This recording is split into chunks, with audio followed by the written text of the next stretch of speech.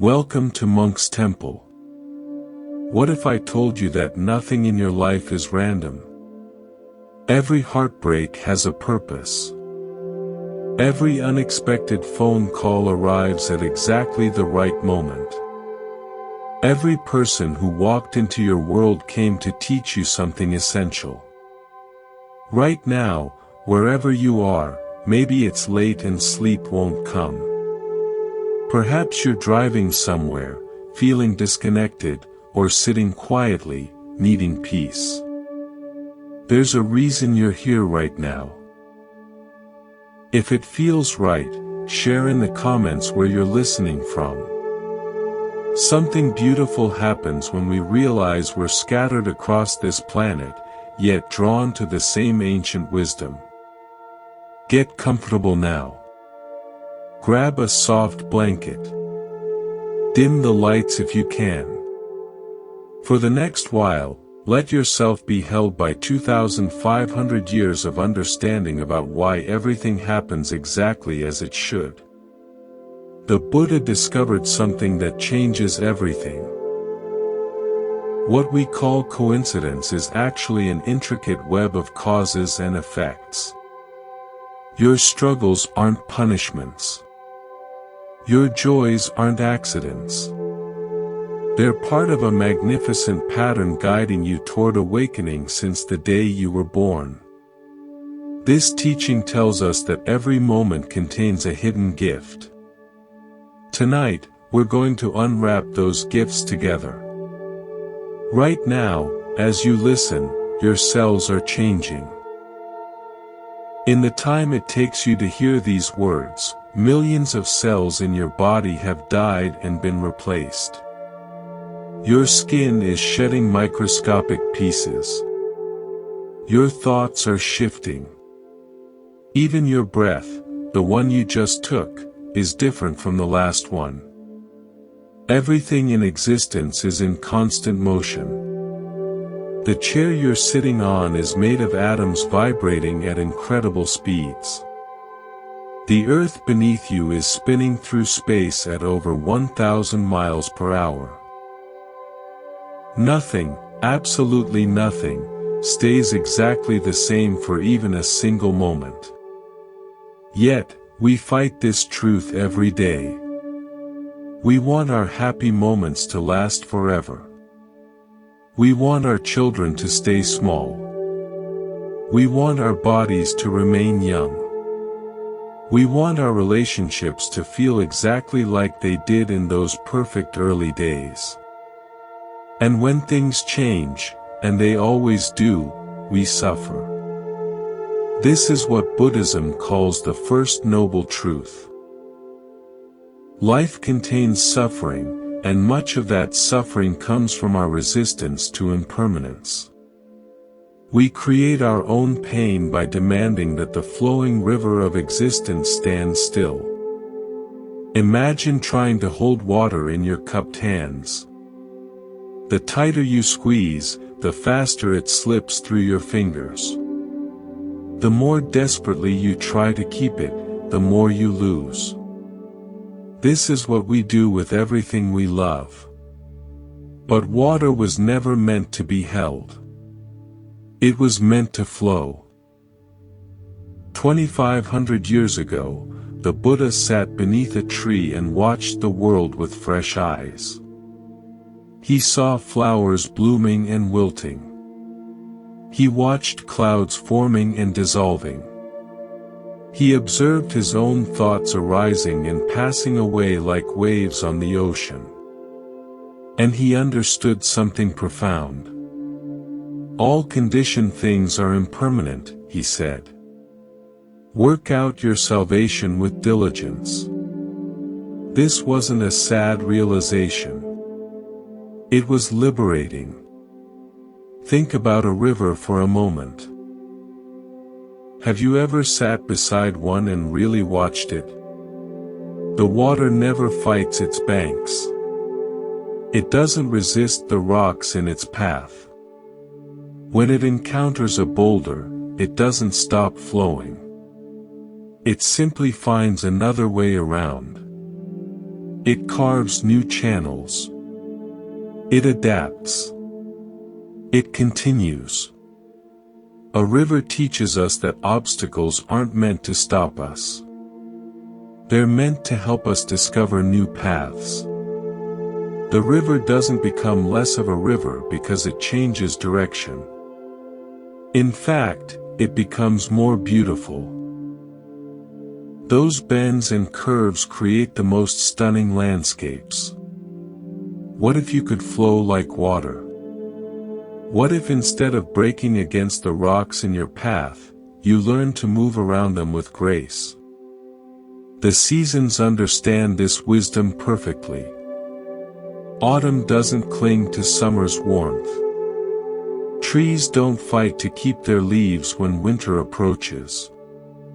They let go willingly, trusting that spring will return. And because they surrender to the natural cycle, they survive.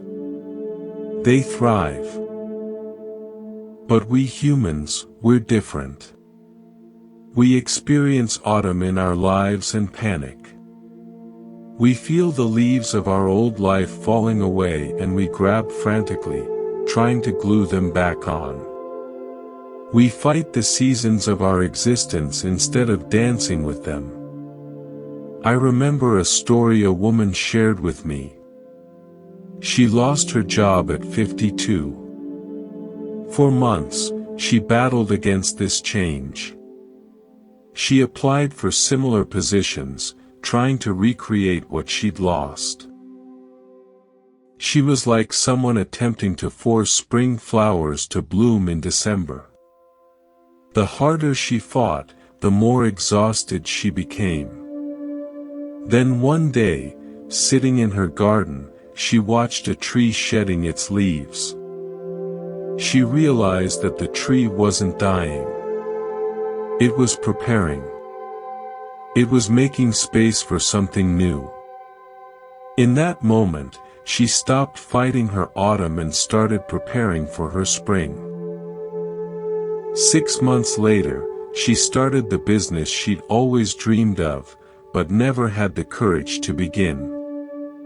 The job loss that felt like an ending was actually a beginning. But she could only see this when she stopped resisting the change and started flowing with it. Your body knows this truth instinctively. Your cells don't mourn when they're replaced.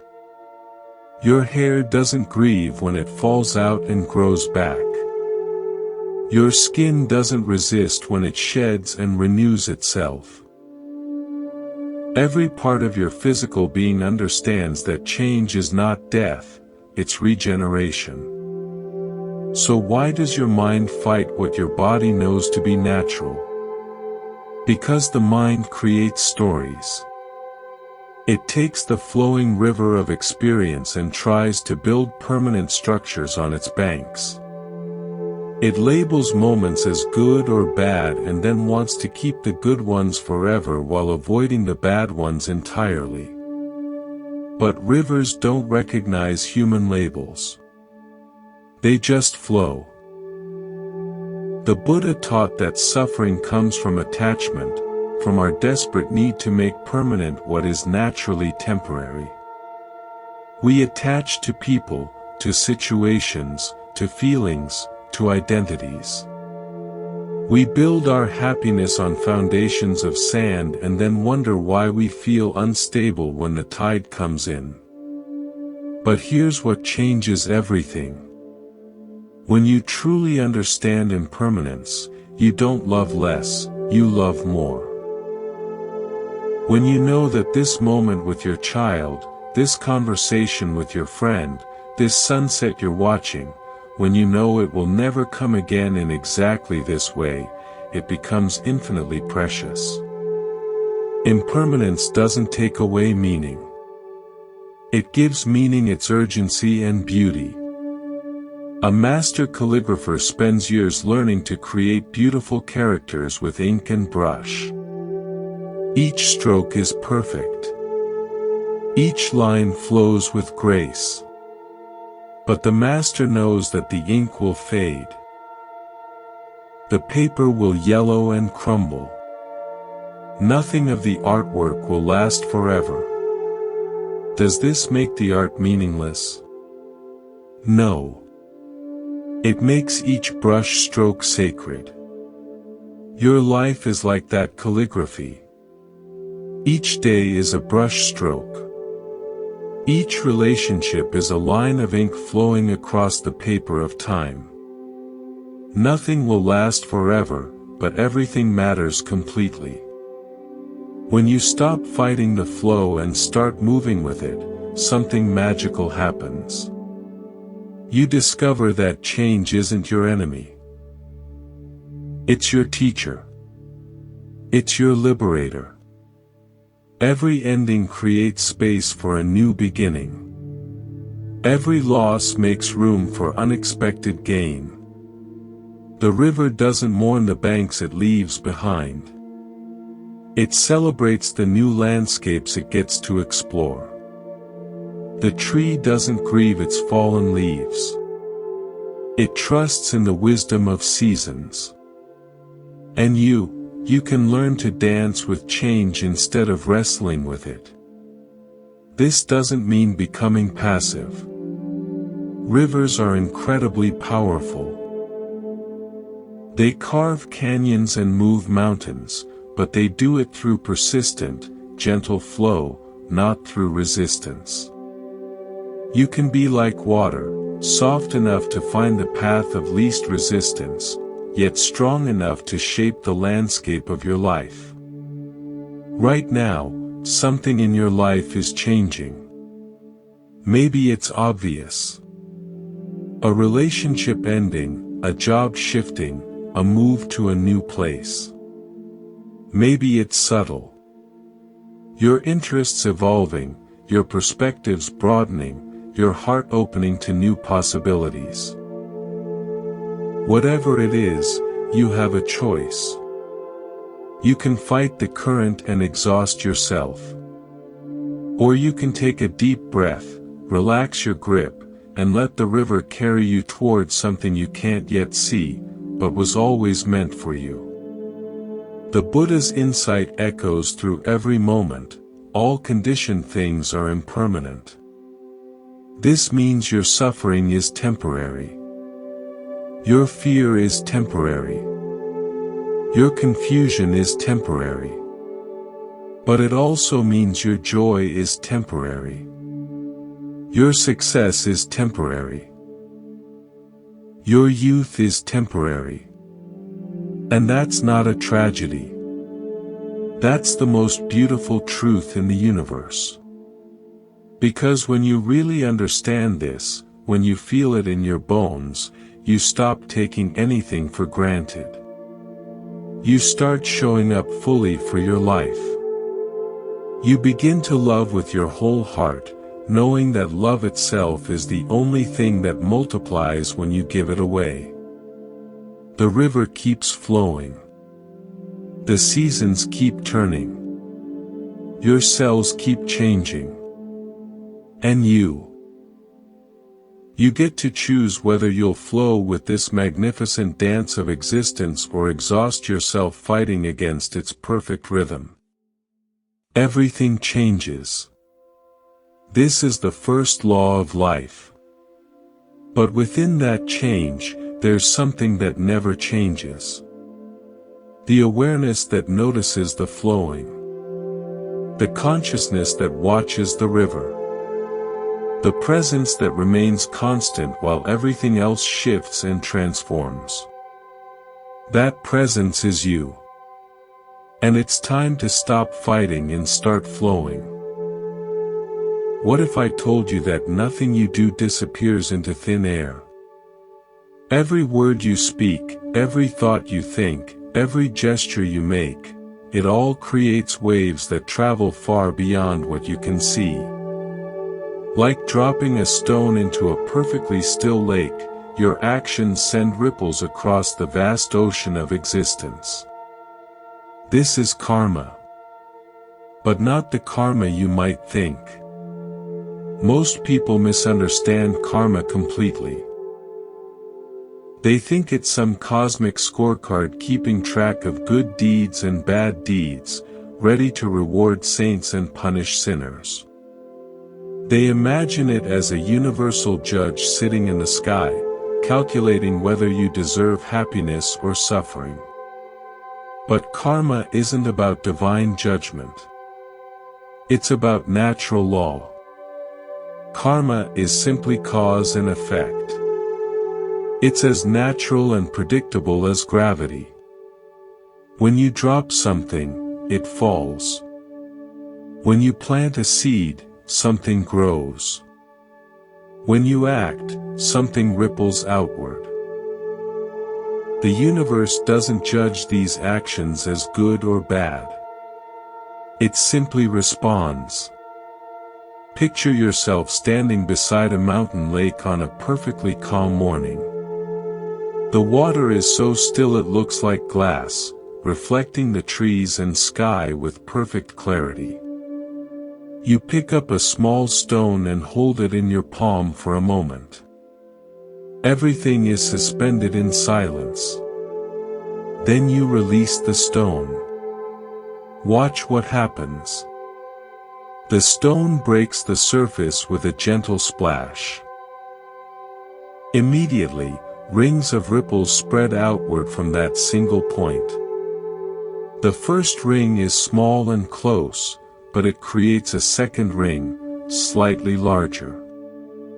That second ring creates a third.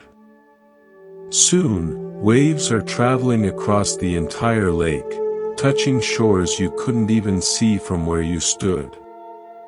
The stone has disappeared beneath the surface, but its effects continue. Those ripples will eventually reach every edge of that lake. They'll touch the roots of distant trees. They'll nudge sleeping fish. They'll interact with other ripples from other stones thrown by other people on other days. One small action creates endless consequences. Your life works exactly the same way. Every action you take is a stone dropped into the lake of existence. Every word is a ripple. Every thought is a wave. And just like those ripples on the water, the effects of your actions travel far beyond what you can track or measure. But here's where karma gets really interesting. It's not just your actions that create ripples. Your thoughts do, too. The Buddha taught that everything begins in the mind. Before you speak, you think. Before you act, you decide.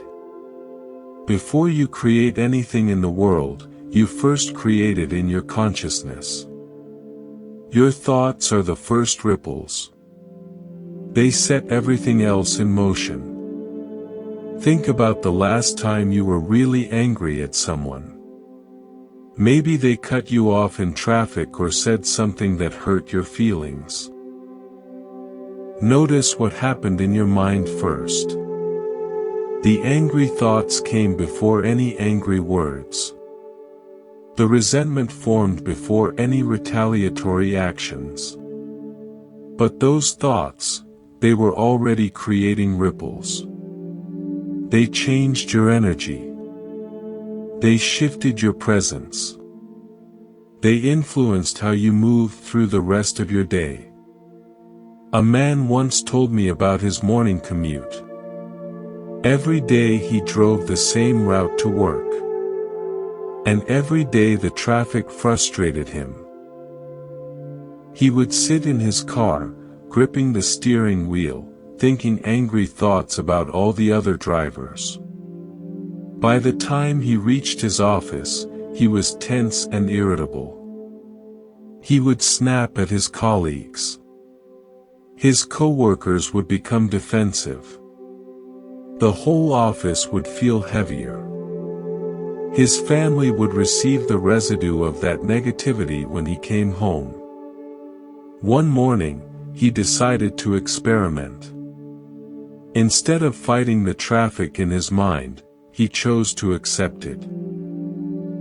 Instead of angry thoughts, he practiced gratitude for his car, for his job, for being alive on this particular morning.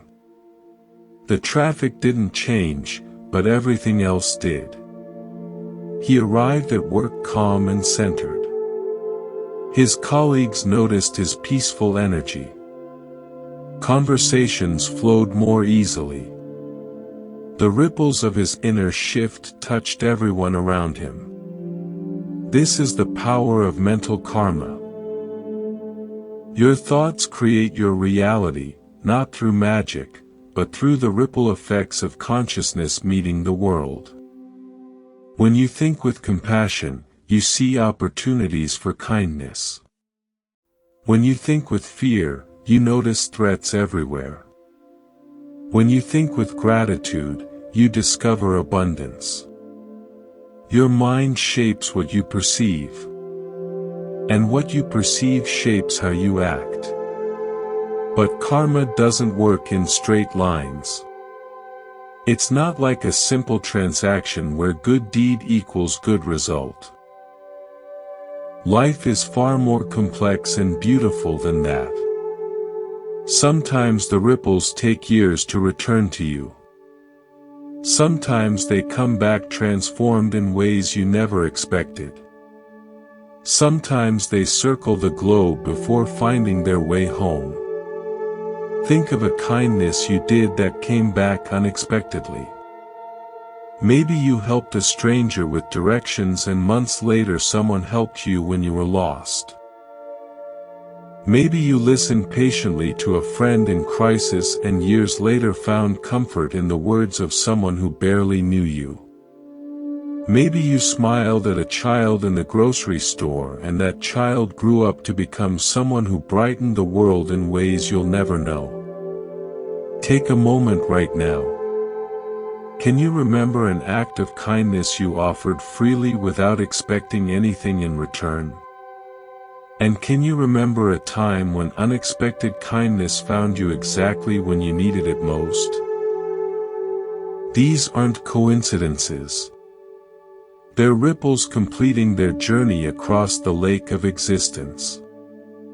The Buddha spoke of 3 types of karma. There's the karma of body, your physical actions in the world. There's the karma of speech, the words you choose and how you speak them. And there's the karma of mind, your thoughts, intentions, and mental formations.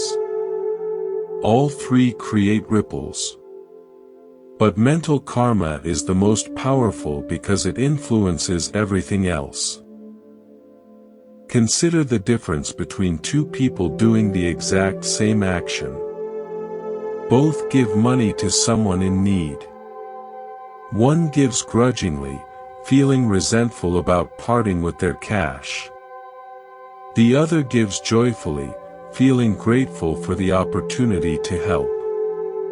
The external action is identical, but the karmic ripples are completely different.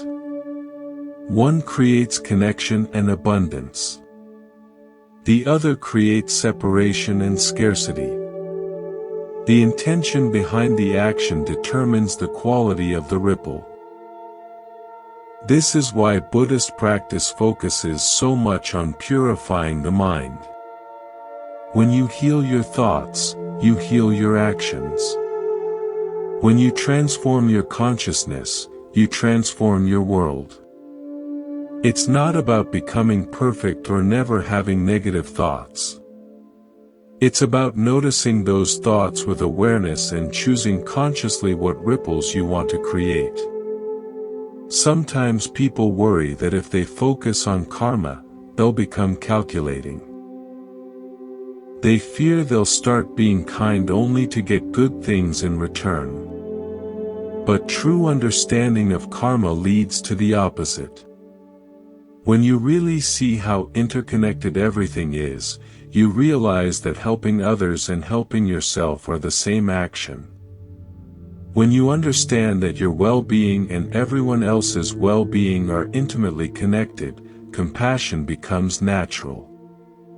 A teacher once asked her students to notice their ripples for just one day. She asked them to pay attention to how their mood affected their families at breakfast, how their presence influenced their coworkers, how their energy impacted the cashier at the store, how their driving affected other drivers. The students were amazed to discover how much power they had to brighten or darken the world around them with subtle shifts in consciousness. You have that same power right now in this moment. You're creating ripples. The quality of attention you're bringing to these words is a stone dropped into the lake.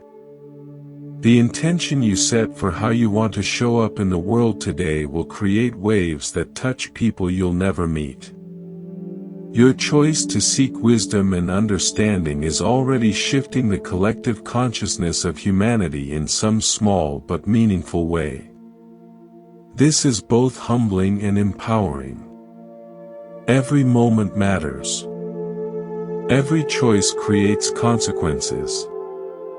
Every thought has power.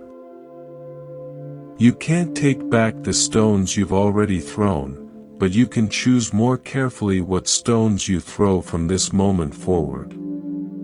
Karma is often misunderstood as fatalism, the idea that everything is predetermined and there's nothing you can do to change your circumstances.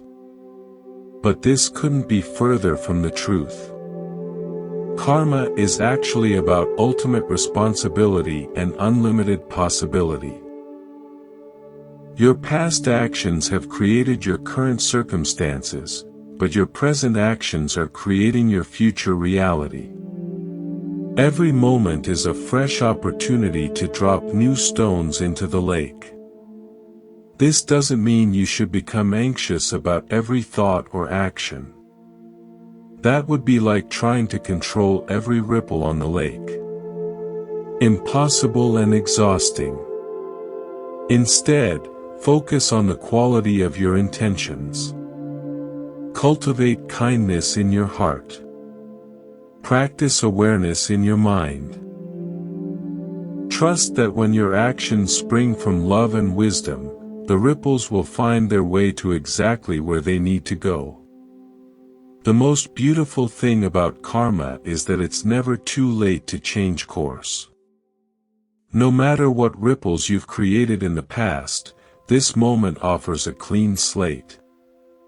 You can choose right now to be a source of healing rather than harm.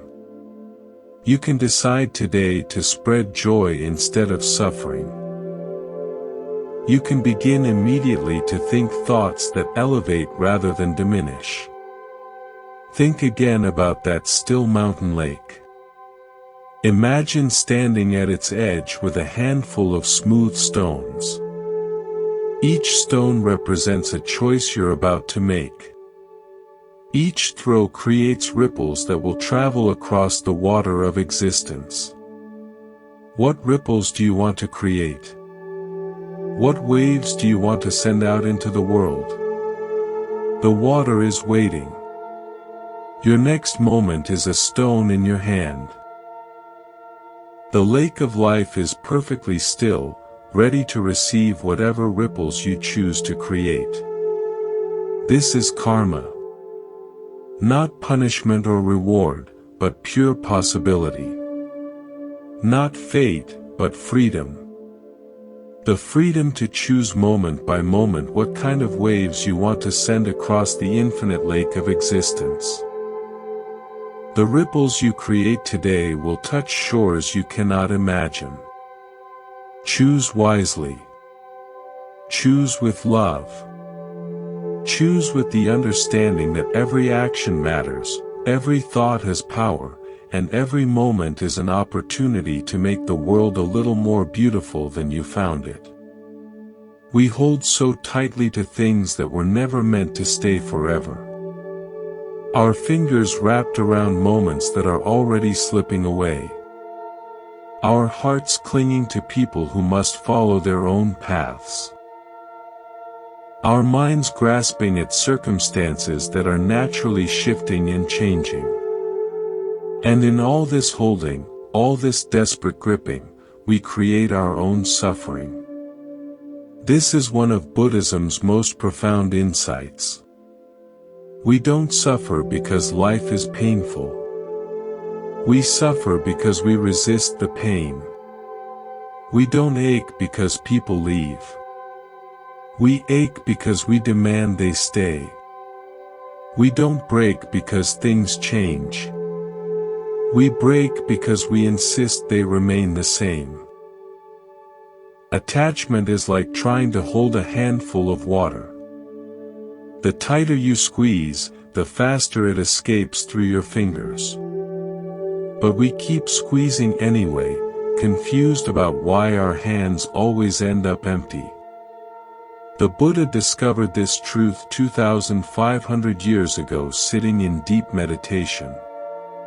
He watched his own mind with incredible clarity and saw how suffering was born not from external circumstances, but from the mind's habit of attachment. Its desperate need to possess, control, and make permanent what is naturally impermanent. Think about the last time your heart was broken. Maybe it was the end of a relationship, the loss of someone you loved, or a dream that didn't come true. In that moment of pain, were you suffering because something beautiful had ended, or were you suffering because you wanted it to continue forever? There's a profound difference between these two experiences. Sadness is natural when we lose something precious. But suffering, that deep aching resistance to what is, comes from attachment. From our refusal to let life flow as it needs to flow. Attachment disguises itself as love, but it's actually love's shadow. Real love wants what's best for the beloved, even if that means letting go. Attachment wants to possess, to control, to keep things exactly as they are forever. Love says, I want you to be happy.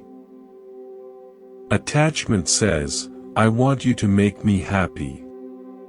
A mother watches her child grow up and move away to college. If she loves without attachment, she feels proud and grateful for the beautiful young adult her child has become. She misses them, yes, but she celebrates their independence. If she loves with attachment, she suffers because her role as the center of her child's world is ending. She tries to hold on to what was instead of embracing what is becoming. The same principle applies to everything we think we own. Our homes, our jobs, our health, our youth. We act as if these things belong to us permanently, but we're really just temporary caretakers. Everything we have is on loan from the universe, and eventually everything must be returned. There's an ancient story about a master who cherished a beautiful crystal glass. It was perfectly clear with no flaws or imperfections. The master used it daily for his tea, appreciating its elegance and craftsmanship. One day a student asked him, "Master, aren't you afraid this precious glass will break?" The master smiled and replied, "I am not afraid because in my mind, this glass is already broken." The student was confused. "But master, the glass is perfect. Why do you say it's already broken?" The master held up the glass, letting the light shine through it. Everything that exists is impermanent. This glass was formed from sand and fire, shaped by human hands. One day it will return to the elements from which it came. It might shatter accidentally, or wear away gradually, or break when I'm no longer here to care for it. Since I know its nature is to be temporary, I don't waste energy fearing its loss. Instead, I appreciate its beauty completely while it's here. The student began to understand. So you're saying that by accepting its impermanence, you're free to enjoy it fully. Exactly, said the master. When you truly accept that everything is temporary, you stop taking anything for granted. Every moment with this glass becomes precious, precisely because I know it won't last forever. My appreciation deepens instead of diminishing. This is the paradox of non-attachment. When you stop trying to possess something, you become free to truly enjoy it. When you release your death grip on life, you can finally feel life flowing through your fingers. When you stop demanding that love look a certain way, you become capable of recognizing love in all its forms. Non-attachment doesn't mean not caring. It doesn't mean becoming cold or indifferent. It means caring so deeply that you want what's best for someone or something, even if that means it moves away from you. It means loving with an open hand instead of a closed fist. Consider how differently you might experience your relationships if you practiced loving without possessing. Instead of trying to change your partner into your ideal person, you could appreciate who they actually are. Instead of fearing that your friends might outgrow you, you could celebrate their growth and trust that true friendship evolves rather than ending. Instead of clinging to your children, you could guide them toward independence with joy rather than fear. The freedom that comes from releasing attachment extends beyond relationships. Think about your career ambitions, your financial goals, your plans for the future. What would change if you pursued these things wholeheartedly while holding them lightly? If you worked toward your dreams without demanding specific outcomes? If you planted seeds with dedication but trusted the garden to grow in its own time and way? This doesn't mean becoming passive or giving up on what matters to you.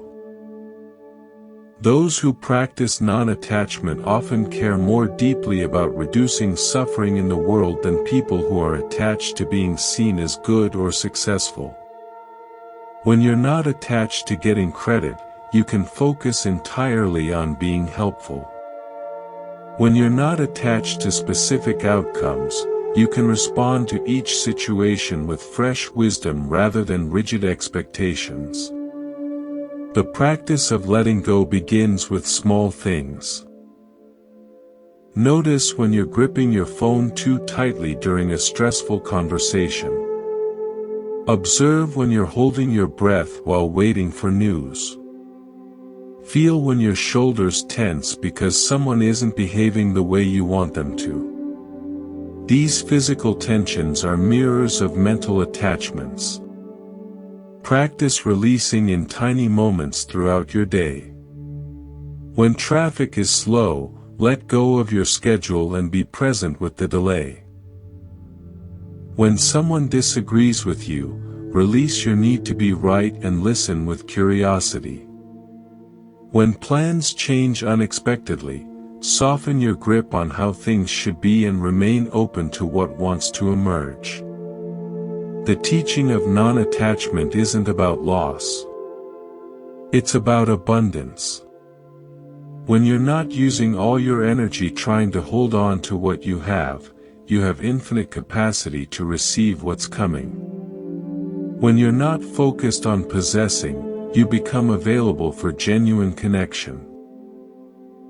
When you stop grasping, your hands are finally free to give and receive with equal grace. Every spiritual tradition has discovered this truth in its own way. Christians speak of letting go and letting God. Taoists teach about Wu Wei, effortless action that flows with natural rhythms. Indigenous wisdom keepers understand that we belong to the land rather than the land belonging to us. All these teachings point toward the same liberation. The freedom that comes from releasing our illusion of control. Right now, there's something in your life you're holding too tightly. Maybe it's obvious. A relationship you're trying to force. A job you're afraid to lose. A version of yourself you're desperate to maintain. Maybe it's subtle. An expectation about how your day should unfold. A need for others to understand you. A demand that life makes sense in the way you think it should. What would happen if you loosened your grip just a little? Not giving up, not walking away, but holding with the same gentle attention you might give to a butterfly that landed on your hand. Present, appreciative, but ready to let it fly when it's ready to go. This is the art of letting go. Not a single dramatic release, but a gradual softening. A daily practice of choosing love over possession, flow over rigidity, trust over control. It's the recognition that everything you truly need will find its way to you. And everything that leaves was never meant to stay. The master's glass sits on his table, beautiful and temporary. He drinks his tea with gratitude, knowing that both the glass and the moment are gifts that don't require his grasping to remain precious. In accepting their impermanence, he discovers something that never breaks, never leaves, never needs to be held. The peace that comes from letting go, the freedom that flows from releasing, the love that multiplies when shared without attachment. Your hands are already full of everything you truly need. You just need to stop gripping long enough to notice what's always been there. A farmer's horse ran away, and the neighbors said, "How terrible! What bad luck!" The farmer simply replied, "Maybe." The next day, the horse returned, bringing with it 7 wild horses. The neighbors exclaimed, "How wonderful! What good fortune!" Again, the farmer said, "Maybe." When the farmer's son tried to tame one of the wild horses, he was thrown and broke his leg. The neighbors shook their heads. How awful! What misfortune! The farmer's response remained the same. Maybe. A week later, military officials came to the village to draft young men for war. Because of his broken leg, the farmer's son was passed over. The neighbors celebrated. How fortunate! What a blessing! And the farmer, wise in his understanding, simply said, "Maybe." This ancient story reveals one of life's most profound truths. We spend so much energy labeling our experiences as good or bad, fortune or misfortune, blessing or curse. But life is far more complex than our judgments allow. What appears to be a disaster today might be the very thing that saves us tomorrow. What seems like a blessing might lead to unexpected challenges. The farmer understood something that most of us struggle to learn. Acceptance doesn't mean liking what happens. It means recognizing that our resistance to what happens creates more suffering than the events themselves. It means understanding that life has an intelligence far greater than our limited perspective can comprehend. Some of you are fighting something right now.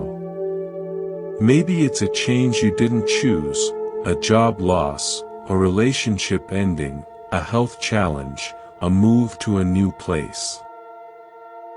Maybe it's something internal, anxiety that won't quiet, sadness that lingers, anger that feels justified but burns you from the inside. Maybe it's something about yourself you've been trying to fix or improve for years. You're exhausted from the battle, but you don't know how to stop fighting. Here's what this teaching reveals about that fight. Every moment you spend resisting what is already here is a moment stolen from your life. Every ounce of energy you use fighting reality is energy unavailable for creating something beautiful. Every thought focused on how things should be different is a thought that could be appreciating what actually is. But acceptance is widely misunderstood. People think it means giving up, becoming passive, or resigning yourself to circumstances you don't like. They imagine acceptance as a kind of spiritual defeat, waving a white flag and surrendering to whatever life throws at you. This couldn't be further from the truth. True acceptance is incredibly active. It's the difference between swimming against a powerful current and learning to navigate with it. When you're fighting the current, all your energy goes into not drowning. You exhaust yourself just staying in place. But when you stop fighting and start swimming with the flow, you can actually direct your movement. You can choose your destination. You work with the river's power instead of against it. A woman shared her story with me about losing her job after 15 years with the same company. At first, she fought the reality with everything she had. She applied desperately for similar positions, trying to recreate what she'd lost. She spent sleepless nights worrying about money, raging against the unfairness, and frantically networking to get back to where she'd been. She was like someone trying to swim upstream in a flooding river. After months of exhaustion, she had a realization. Fighting the current wasn't getting her anywhere. It was only wearing her out. So she tried something different. She accepted that this job loss had happened. Not because she liked it, but because it was already true. She stopped wasting energy on wishing things were different and started asking what this change might be trying to teach her.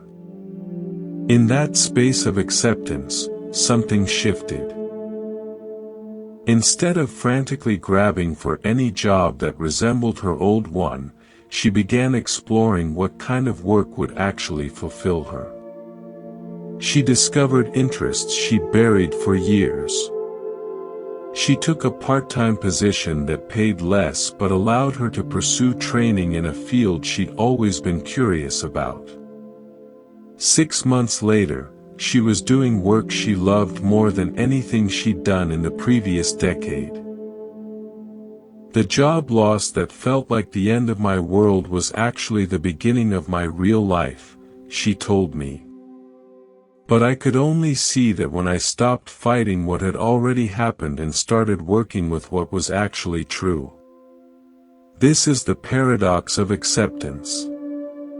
The moment you stop fighting your circumstances, you become free to change them. When you're no longer using all your energy to resist what is, you suddenly have tremendous power to influence what becomes.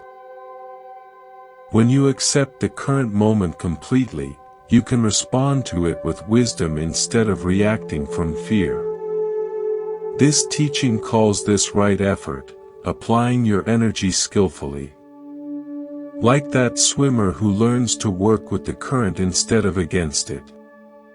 It's effort aligned with the natural flow of life rather than opposed to it. Think about a tree in a storm.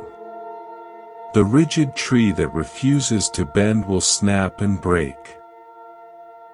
But the flexible tree that bends with the wind survives even hurricanes.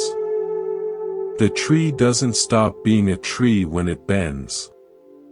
It reveals its true strength through adaptation. Acceptance is like that flexibility. It's not weakness. It's intelligence responding to reality. When you practice acceptance, you're not agreeing that everything is perfect or that injustice should be ignored. You're simply acknowledging what is actually happening right now. From that foundation of truth, you can take wise action. But when you're lost in resistance, fighting with reality in your mind, you can't see clearly enough to respond skillfully. A meditation teacher once asked her students to notice the difference between pain and suffering. Pain is what happens, she said. Suffering is what we add to pain through resistance. If you touch something hot, your hand hurts. That's pain, and it's natural and useful. It tells you to move your hand away from danger. But if you spend the next hour angry about the burn, replaying how it happened, wishing it hadn't occurred, that's suffering. That's the extra layer of pain we create through non-acceptance. Most of our emotional suffering follows this pattern. Something happens that we don't like. Instead of feeling the natural response and letting it move through us, we resist it. We tell stories about why it shouldn't have happened. We replay scenarios where it didn't happen.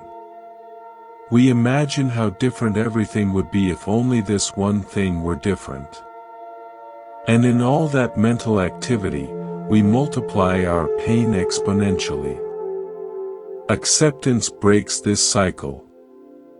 When something difficult happens, you feel it fully, but you don't add the extra layer of resistance.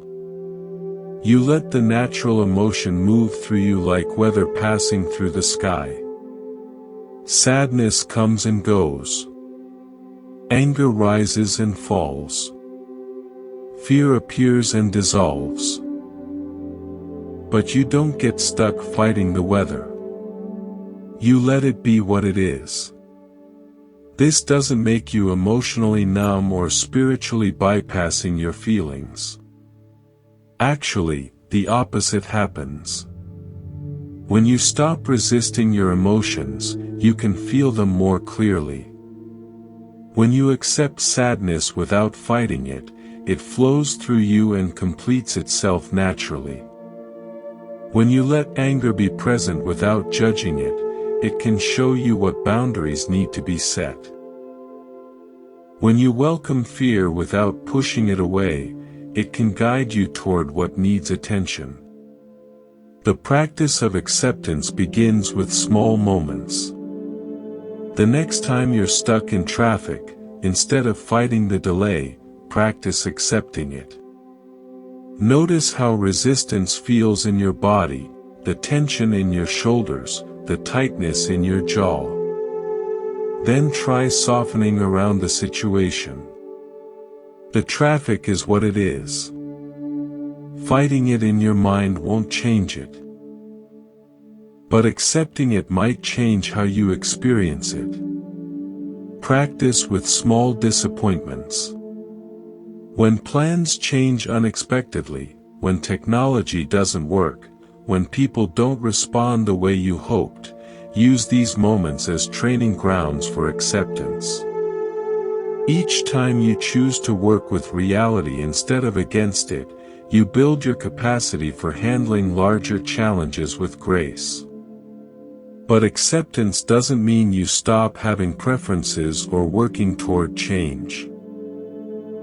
The farmer in the story didn't stop caring for his horses or his land. He just stopped wasting energy on judging each event as absolutely good or bad. You can prefer that your life goes smoothly while accepting when it doesn't. You can work toward goals while remaining flexible about outcomes. You can love someone deeply while accepting their freedom to make their own choices. This is the wisdom of the farmers, maybe. Maybe this challenge you're facing is here to strengthen you. Maybe this loss is creating space for something better. Maybe this detour is actually a shortcut to where you need to be. Maybe your resistance is the only thing standing between you and peace. You don't have to like what's happening to accept it. You don't have to understand why it's happening to work with it. You just have to stop arguing with reality long enough to see what it's actually offering you. Right now, there's something in your life you've been fighting. Something you've been pushing against, resisting, wishing were different. What would happen if you stopped swimming upstream for just a moment? What would happen if you said, maybe, to whatever is troubling you? What would happen if you trusted that life's current might actually be carrying you somewhere you need to go? The river of existence is incredibly powerful. You can exhaust yourself fighting it, or you can learn to navigate it with wisdom and grace. The choice in every moment is yours. Maybe what you're resisting is exactly what you need to embrace. Every scar tells a story of survival. Look at your hands right now and notice the small marks there. Tiny reminders of moments when life tested your resilience and you emerged. That thin line across your knuckle from when you learned to ride a bike. The barely visible mark from a childhood accident that taught you to be more careful.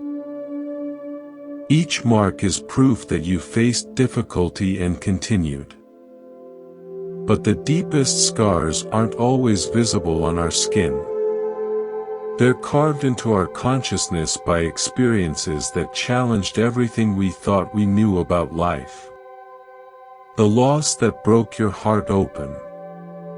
The failure that forced you to question your path.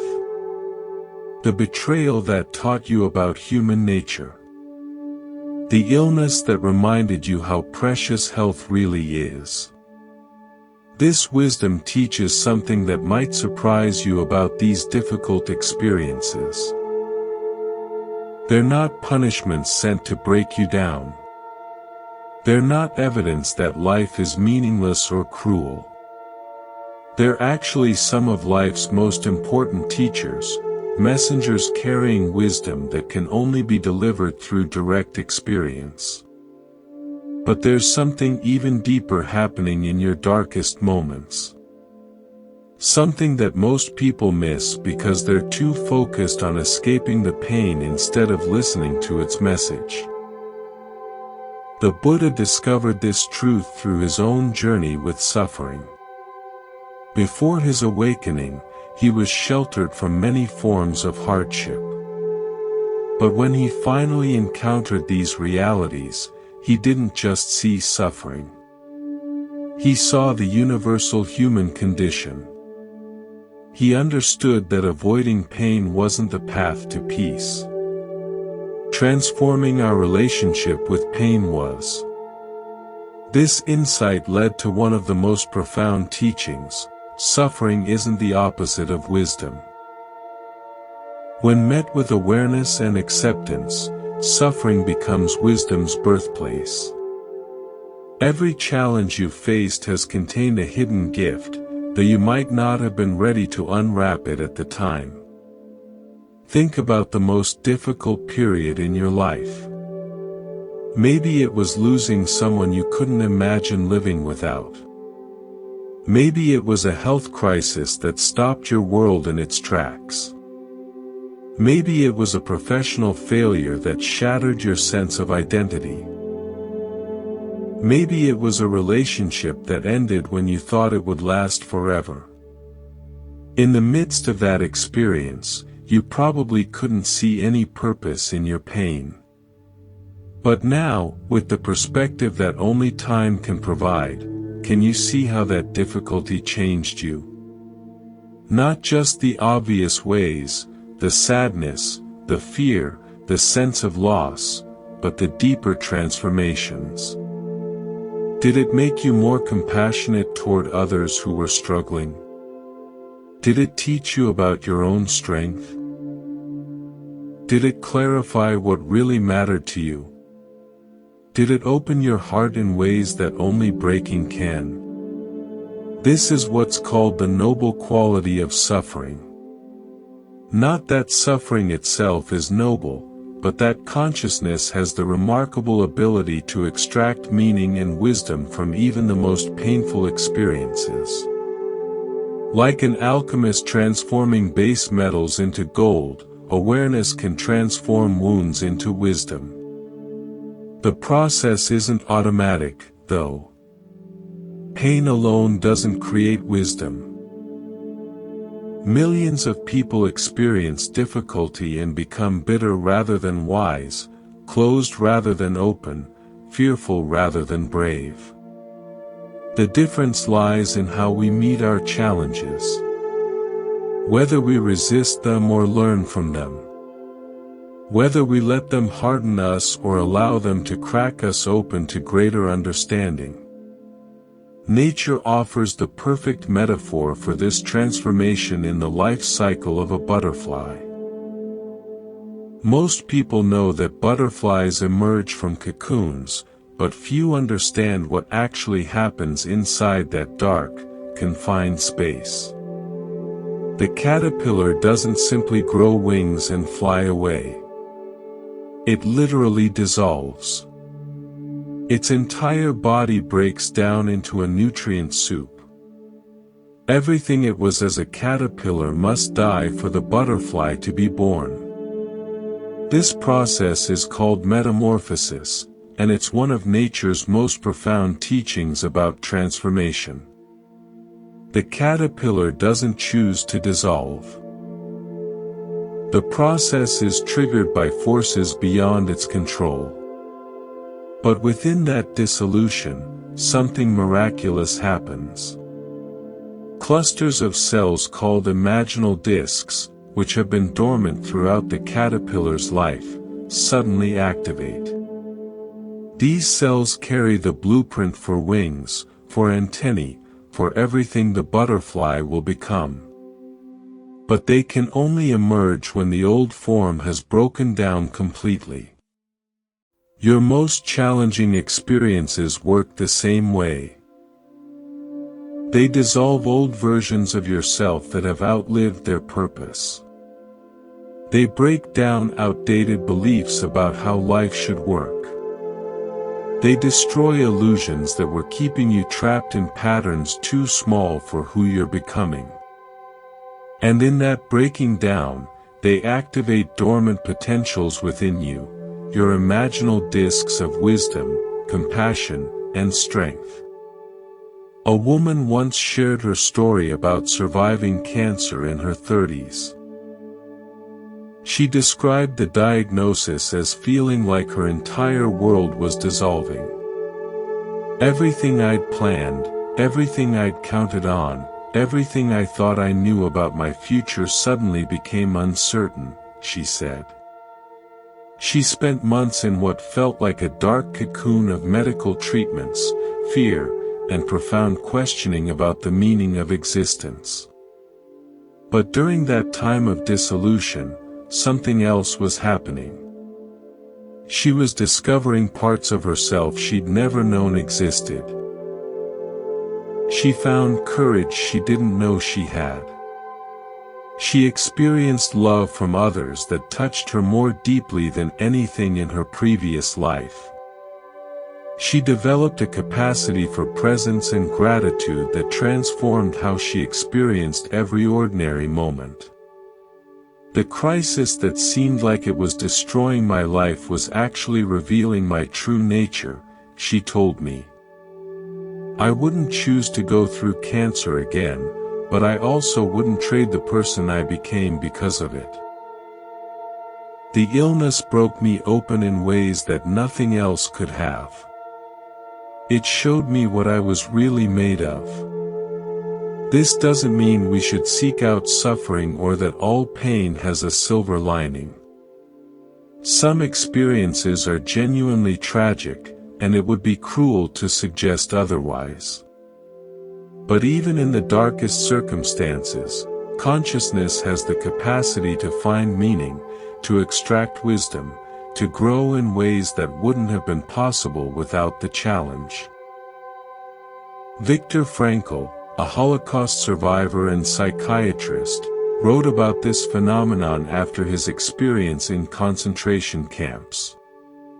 He observed that even in the most horrific circumstances, some people found ways to maintain their humanity, to help others, to discover meaning in their suffering. They couldn't control their external circumstances, but they could choose how to respond to them. That choice, he realized, was the last freedom that could never be taken away.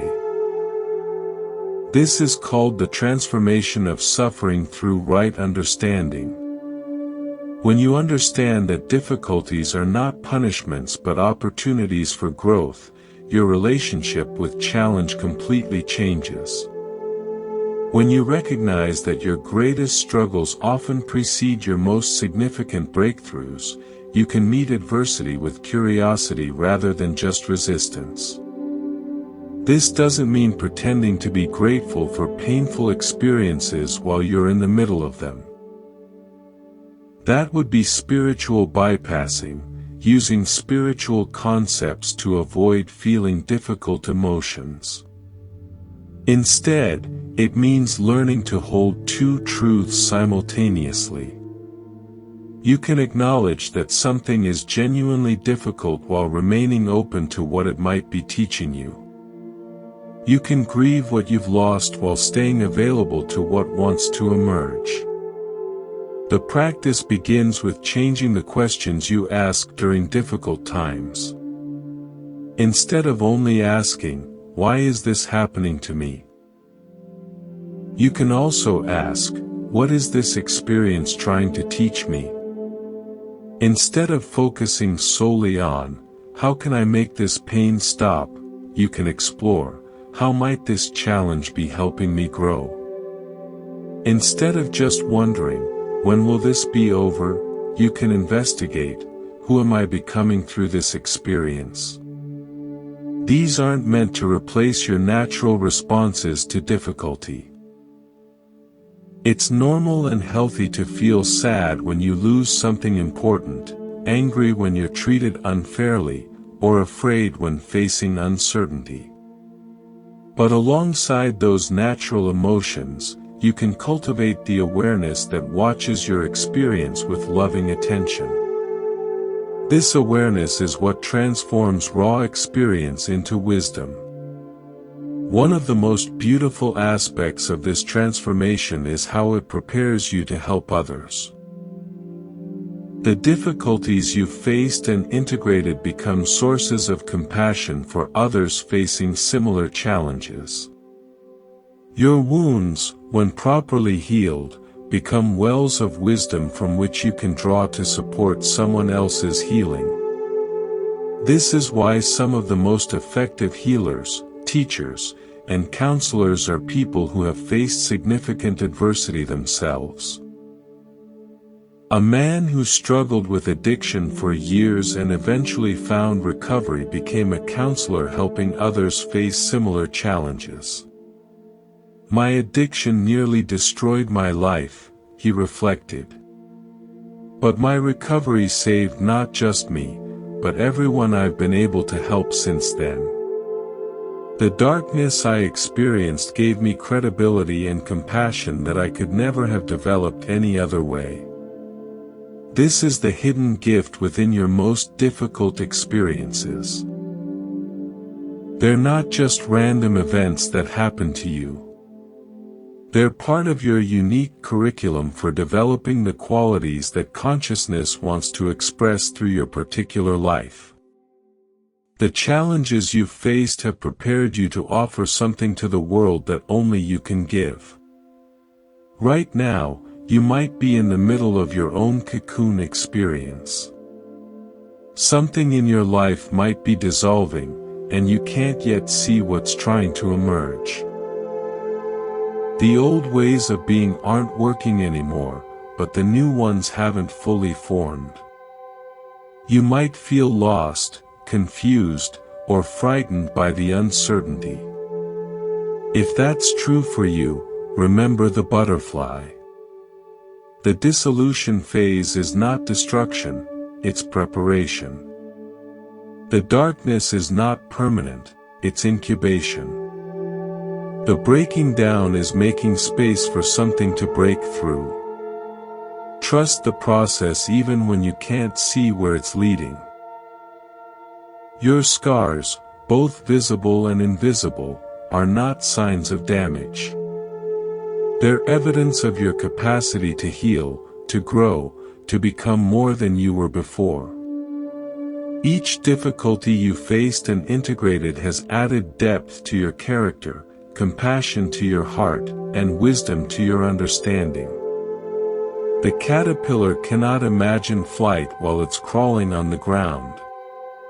But the capacity for wings exists within it from the very beginning, waiting for the right conditions to emerge. The same is true for you. Whatever challenges you're facing are creating the conditions for capabilities you don't yet know you possess to unfold. Every scar tells a story of survival.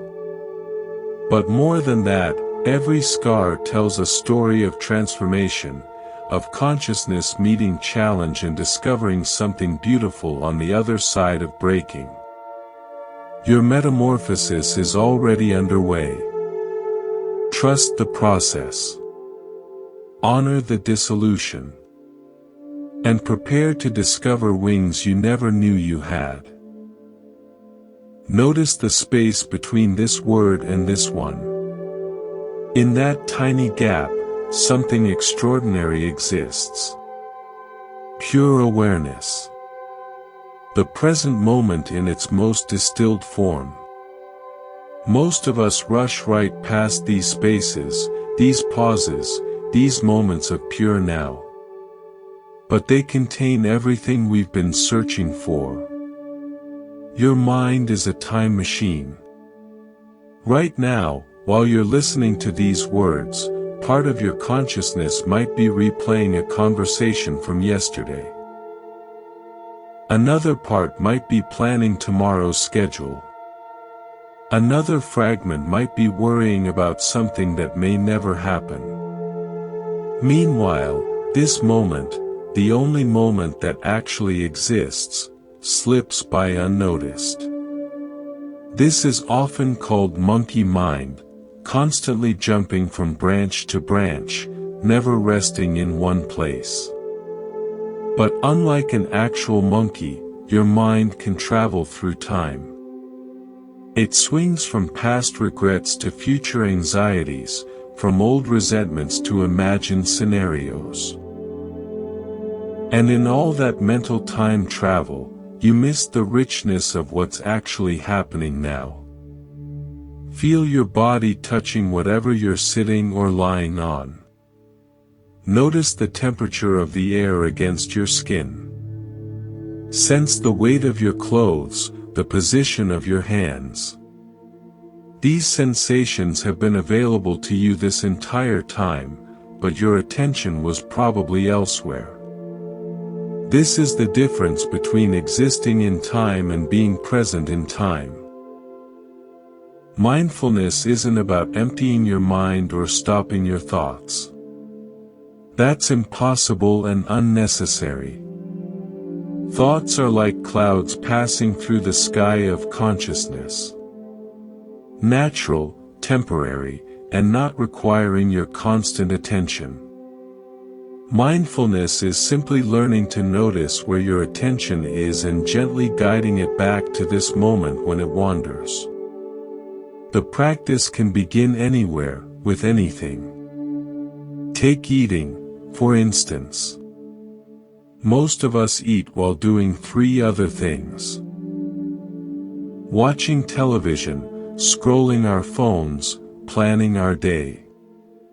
We shovel food into our mouths without tasting it, barely aware that we're nourishing our bodies. But eating can become a gateway to presence. Try this with your next meal. Before you take the first bite, pause and really look at your food. Notice the colors, the textures, the way light reflects off the surface. When you lift the fork or spoon to your mouth, feel the weight of it in your hand. As you chew, pay attention to the flavors unfolding on your tongue. Notice how your body responds, the salivation, the satisfaction, the gradual feeling of nourishment. This isn't about eating slowly or following rules about nutrition. It's about being present with whatever you're doing instead of absent from it. When you eat with awareness, something shifts. Food tastes more vibrant. You naturally eat the right amount because you're actually paying attention to your body's signals. The simple act of feeding yourself becomes a meditation. Walking offers another doorway into mindfulness. Usually, walking is just transportation, a way to get from here to there while your mind is somewhere else entirely. But the Buddha often taught while walking, understanding that movement can actually support awareness rather than distract from it. The next time you walk anywhere, to your car, around your neighborhood, through a store, experiment with presence. Feel your feet making contact with the ground. Notice the rhythm of your steps, the swing of your arms, the way your body naturally balances with each movement. Pay attention to what you're passing, trees, buildings, other people, without getting lost in stories about what you see. Just notice. Just be present with the experience of walking. You might discover that when you walk mindfully, your body naturally finds a pace that feels nourishing rather than rushed. Your breathing deepens. Your nervous system calms. The destination becomes less important than the journey, and the journey becomes a source of peace rather than just a means to an end. But perhaps the most accessible mindfulness practice is something you're already doing every moment of your life: breathing. Your breath is always available as an anchor to the present moment. It's happening now, not 5 minutes ago or 5 minutes from now. It requires no special equipment, no particular posture, no perfect circumstances. Right now, without changing anything about your breathing, simply notice it. Feel the air moving in through your nose or mouth. Sense your chest or belly expanding and contracting. Follow the complete cycle: the in-breath, the brief pause, the out-breath, the space before the next inhalation begins. Your mind will inevitably wander away from your breath to sounds around you, to thoughts about your day, to anything other than this simple present moment experience. When you notice your attention has drifted, that noticing itself is mindfulness. The moment you realize you've been thinking about something else is the moment you wake up from the trance of mental time travel. Gently return your attention to your breath without judgment. As many times as necessary. This returning is the practice. Not staying focused, but noticing when you've lost focus and coming back. Like training a puppy to walk on a leash, you patiently guide your attention back to where you want it to be over and over again. Each return strengthens your capacity for presence. The benefits of this simple practice are profound and scientifically documented. Regular mindfulness practice literally changes your brain structure, increasing gray matter in areas associated with learning, memory, and emotional regulation. It decreases activity in the amygdala, the brain's alarm system, reducing your reactivity to stress. It strengthens the prefrontal cortex, improving your ability to make conscious choices rather than react automatically. But beyond the neurological changes, mindfulness transforms your relationship with experience itself. When you're present, even difficult emotions become workable. Instead of being swept away by anxiety, you can observe anxiety with compassion. Instead of being consumed by anger, you can notice anger without becoming it. Instead of drowning in sadness, you can feel sadness while maintaining your essential stability. A woman once described her discovery of mindfulness during a particularly stressful period at work. "I felt like I was always running behind, always anxious about the next deadline," she said. Then someone suggested I try taking 3 conscious breaths before starting each new task. Such a simple practice, but it changed everything. Those 3 breaths became like a reset button. They brought me back to center, reminded me that I could choose how to approach each moment. This is mindfulness in action. Not retreating from life, but engaging with it more fully. Not avoiding challenges, but meeting them with greater awareness and stability. Not escaping the present moment, but discovering the richness that's been here all along. The practice works because presence is your natural state. You don't have to create mindfulness. You just have to stop covering it up with mental busyness. Underneath all the thinking, planning, worrying, and remembering, awareness is always here, always available, always peaceful.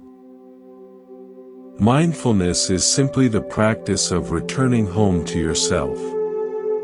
You can be mindful while washing dishes, feeling the warm water and smooth surfaces. You can be present while having a conversation, really listening to the other person instead of preparing your response. You can practice awareness while standing in line, noticing your tendency to impatience without being consumed by it.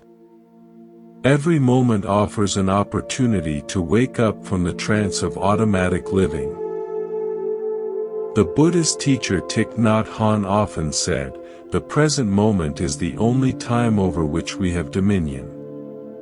You can't change the past, no matter how much mental energy you spend replaying it. You can't control the future despite all your planning and worrying. But this moment, this breath, this heartbeat, this opportunity for awareness, is completely yours. Notice that right now, in this moment, you're probably okay. Not perfectly happy perhaps, but fundamentally okay. You're breathing. Your heart is beating. You're alive and aware. Most of our suffering exists in the stories we tell ourselves about the past or future, not in the actual reality of the present moment. This doesn't mean ignoring practical responsibilities or living recklessly. You can plan for the future and learn from the past while remaining anchored in present moment awareness. The difference is whether you're using thinking as a tool or being used by it. Whether you're choosing your thoughts or being chosen by them. Mindfulness gives you that choice. It creates space between you and your mental activity, allowing you to respond rather than react. It reveals that you are not your thoughts. You are the awareness that notices thoughts. This recognition is profoundly liberating. As you continue listening to these words, notice that you're already practicing mindfulness. You're paying attention to something happening right now. Your awareness is present with these ideas, these sounds, this moment. This capacity for presence isn't something you need to develop. It's something you need to remember you already have. The magic of mindfulness isn't that it makes life perfect. It makes life real. It brings you back from the fictional worlds of past and future into the actual world of now. And now, it turns out, is where all the beauty, peace, and possibility have been waiting for you all along. Between this word and this one, infinite space exists. In that space, you can find everything you've been searching for. Not tomorrow. Not after you fix everything in your life. Not when circumstances become perfect. Right now. In the magic of this moment. Your mind can be your prison or your liberation. The same consciousness that creates your suffering has the power to transform it into wisdom. The same awareness that gets trapped in stories of victimhood can learn to see those stories as temporary weather patterns passing through the vast sky of being. This transformation isn't magic. It's the natural result of understanding how consciousness actually works. For most of your life, you've probably related to difficult experiences as things that happen to you. Someone hurts your feelings, and you become the wounded person. Life doesn't go according to plan, and you become the disappointed person. You lose something important, and you become the grieving person. This isn't wrong. These responses are natural and human. But they're not the whole story. This wisdom reveals something remarkable about the nature of suffering. Most of our pain doesn't come from what happens to us. It comes from the stories we tell ourselves about what happens to us. It comes from taking temporary experiences and making them permanent identities. It comes from personalizing what is actually impersonal. When you cut your finger, the pain is immediate and real. Your body sends signals to your brain saying, "Injury here. Pay attention." But then your mind often adds layers to that simple experience. "I'm so clumsy," you might think. "This always happens to me. Now my whole day is ruined." The original pain was clean and purposeful. It protected you from further harm. But the mental suffering that follows is optional. This is often called the difference between the first arrow and the second arrow. Life shoots the first arrow, the actual event, the real pain, the unavoidable difficulty. But we shoot ourselves with the second arrow through our resistance, our stories, our refusal to accept what's already happened. The first arrow hurts. The second arrow creates suffering. Learning to distinguish between these two arrows is the beginning of transformation. When something difficult happens, you can ask yourself, what is the actual experience here? And what am I adding to it? What is the pain? And what is the story about the pain? What is happening now? And what am I imagining might happen because of this? This inquiry isn't about denying your feelings or minimizing your experiences. It's about developing the capacity to observe your inner life with the same clarity you might use to observe the weather. Clouds form and dissolve in the sky without the sky being damaged by them. Emotions arise and pass through consciousness without consciousness being fundamentally altered by them. A man once shared his journey with this understanding after going through a painful divorce. At first, I was completely identified with being the rejected husband, he told me. Every conversation I had, every thought I thought, every emotion I felt was filtered through that identity. I was drowning in the story of my victimhood. For months, he lived in that narrative, replaying the events that led to the breakup, imagining different outcomes, nurturing resentment and self-pity. Then something shifted. I started noticing that I wasn't just the hurt person. I was also the person who was aware of being hurt. There was a part of me that could observe my pain without being consumed by it. That observer wasn't damaged by what had happened. It was just watching with compassion as these experiences moved through my life. This is the awakening that Buddhism points toward. Not the elimination of difficult experiences, but the recognition that you are larger than any experience you might have. You are not your thoughts about what happened. You are not your emotions about your circumstances. You are the awareness within which all thoughts and emotions appear and disappear.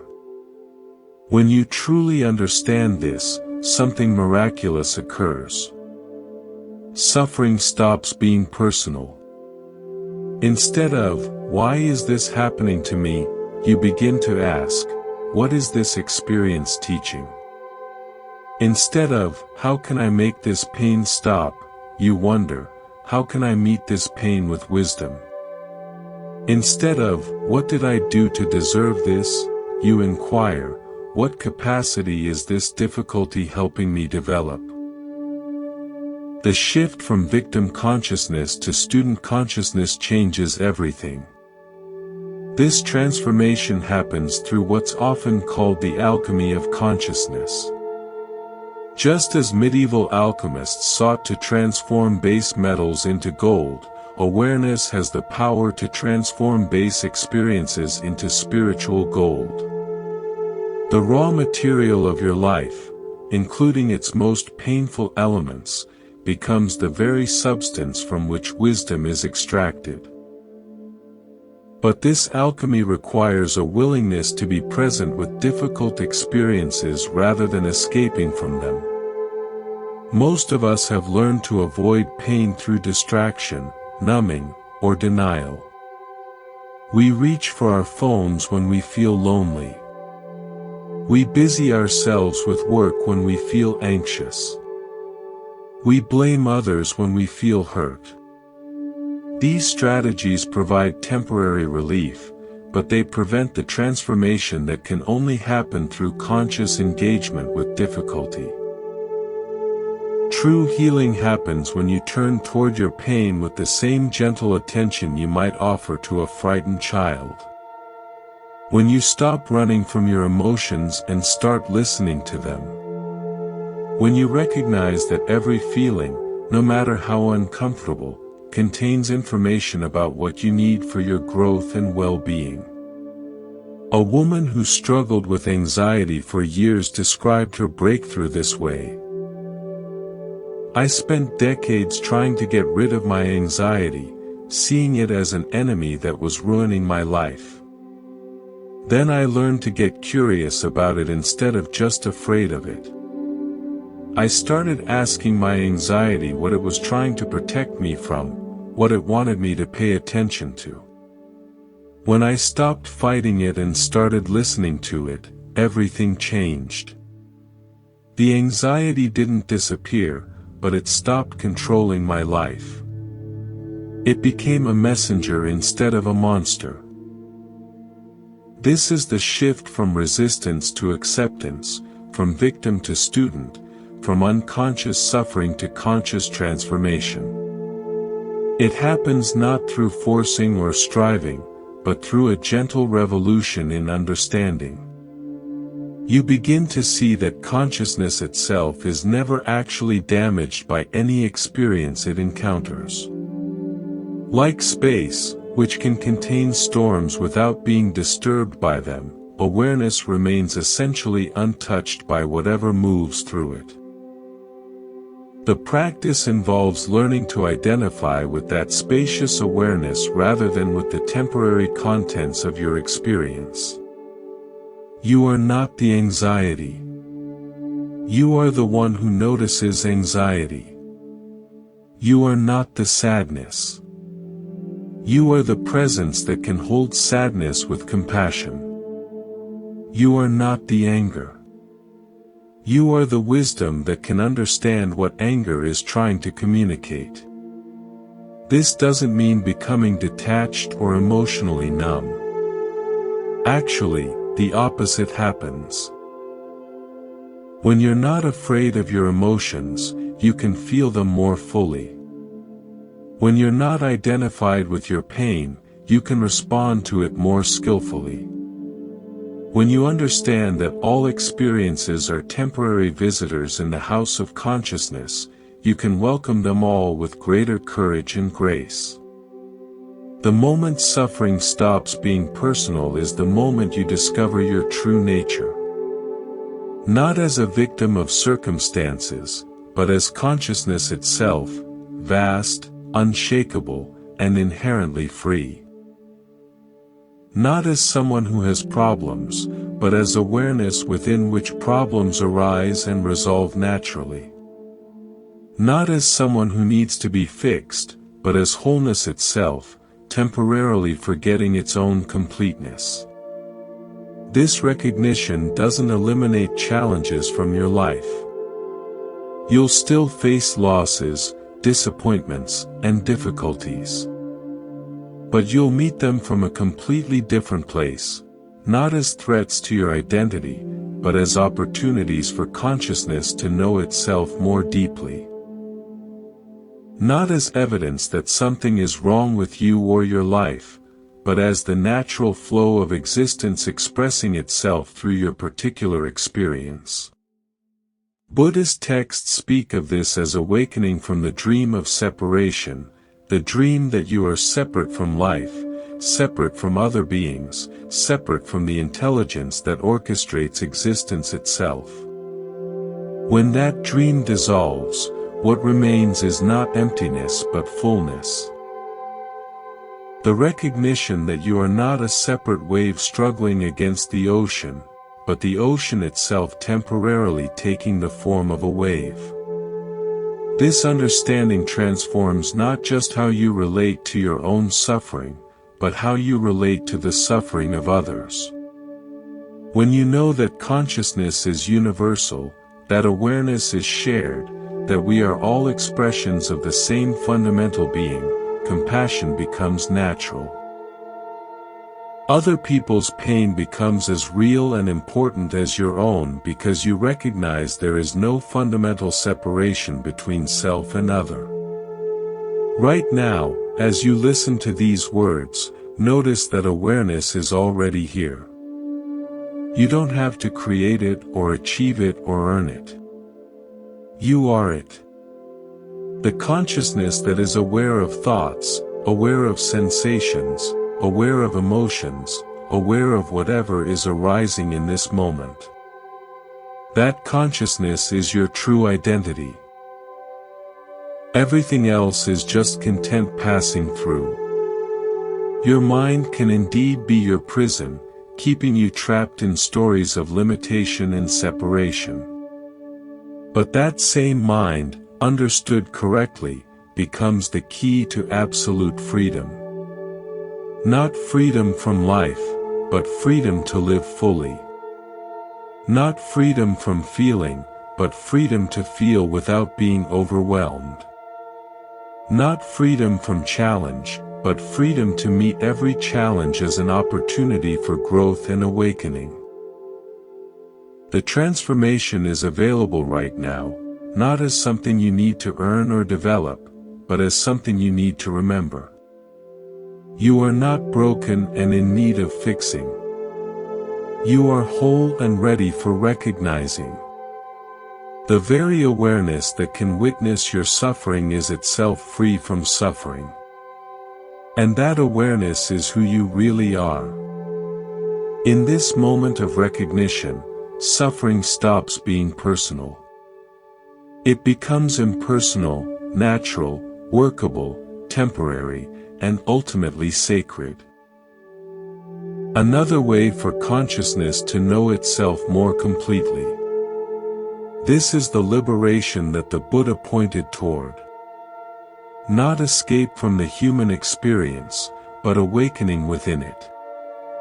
The mind transformed from prison to temple, from source of suffering to doorway of freedom. Seeds need darkness to grow.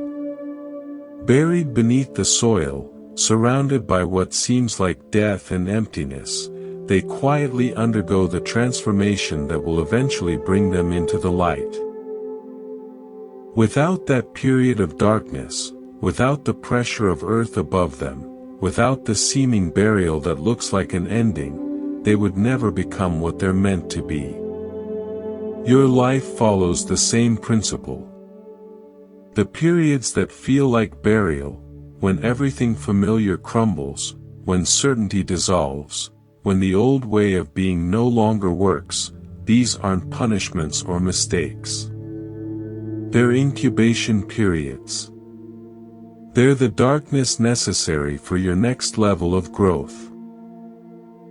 But we resist this natural cycle with everything we have.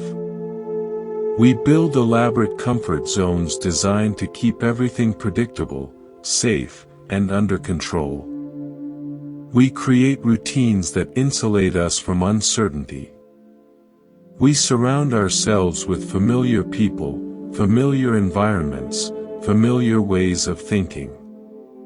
And while these comfort zones serve a purpose, providing stability and security, they can also become prisons that prevent our evolution. Buddhism teaches that growth requires what's called beneficial instability, the gentle disruption that forces consciousness to expand beyond its current boundaries. Like a snake that must shed its skin to continue growing, we must periodically release outdated versions of ourselves to become who we're meant to be.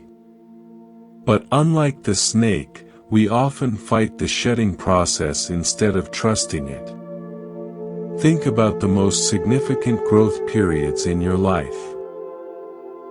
Were they during times of ease and comfort? Or were they during times of challenge and upheaval? Most people, when they honestly reflect, realize that their greatest leaps forward happened during their most difficult periods. Not because suffering is inherently good, but because disruption creates the conditions where transformation becomes possible. A woman once described her experience of losing her job at 45 after 20 years with the same company. "I was terrified," she admitted. "My whole identity was wrapped up in being successful in that career. Without it, I didn't know who I was." For months, she clung to the familiar, applying only for similar positions, trying to recreate what she'd lost. But the old doors remained closed. "I fought the change for almost a year," she continued. "I was angry, resentful, desperate to get back to my comfort zone. But slowly, I started to realize that maybe this disruption was trying to show me something. Maybe my comfort zone had become a cage." In that space of not knowing, she began exploring interests she'd abandoned decades earlier. She took classes, volunteered, experimented with different ways of being. Eventually, she started her own business, doing work that lit her up in ways her old job never had. "I would never have had the courage to make that leap if life hadn't pushed me out of my nest," she reflected. The crisis I thought was destroying my life was actually setting up the best chapter I've ever lived. This is what Buddhism means when it speaks of crisis as spiritual invitation. Not that difficult times are fun or easy, but that they often carry hidden wisdom about what needs to change in our lives. When external circumstances force us out of our patterns, we have the opportunity to see those patterns clearly for the first time. When familiar supports fall away, we discover inner resources we never knew we had. Every breakdown is setting up a breakthrough. This isn't wishful thinking or spiritual bypassing of genuine difficulty. It's recognition of a natural law that operates throughout existence. In nature, this principle is everywhere. Forest fires provide a perfect example. When lightning strikes and flames sweep through a woodland, it looks like pure destruction. Ancient trees reduced to ash. Decades of growth apparently lost in hours. But forest ecologists understand something that casual observers miss. Many forest ecosystems require periodic fires to remain healthy. The intense heat cracks open seeds that have been dormant for years, seeds that can only germinate after exposure to fire. The ash enriches the soil with nutrients that wouldn't otherwise be available.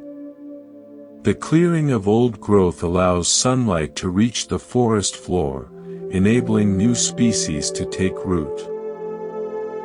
What appeared to be devastation was actually regeneration. The forest emerges more diverse, more resilient, more vibrant than before. Your personal storms work the same way. The relationship that ends opens space for deeper self-love and eventually healthier partnership. The illness that stops your busy life in its tracks teaches you what really matters. The financial crisis that strips away material security reveals inner wealth you'd forgotten you possessed. The loss that breaks your heart open allows more love to flow through you than you ever imagined possible. But this transformation isn't automatic. Fire can destroy as well as regenerate, depending on conditions. Similarly, life storms can lead to growth or to destruction, depending on how we meet them. The difference lies in our willingness to work with the disruption rather than simply endure it.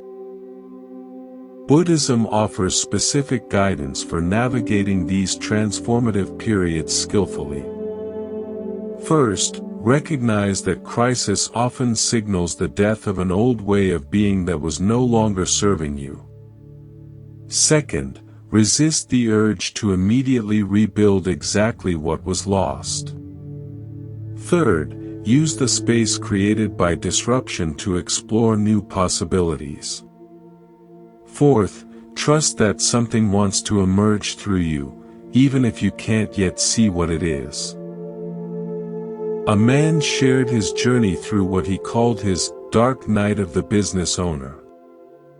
After building a successful company over 15 years, everything began falling apart simultaneously. Key employees left. Major clients pulled out. Financial pressures mounted. I felt like I was failing at everything I'd worked so hard to build, he said. Initially, he fought the crisis with desperate energy. Working longer hours, taking bigger risks, refusing to accept that his old strategies weren't working.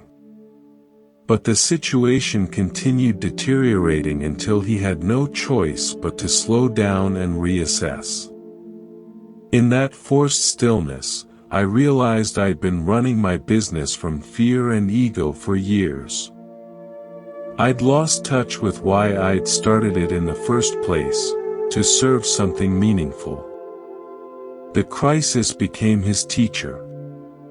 Instead of trying to save his old business model, he allowed it to transform.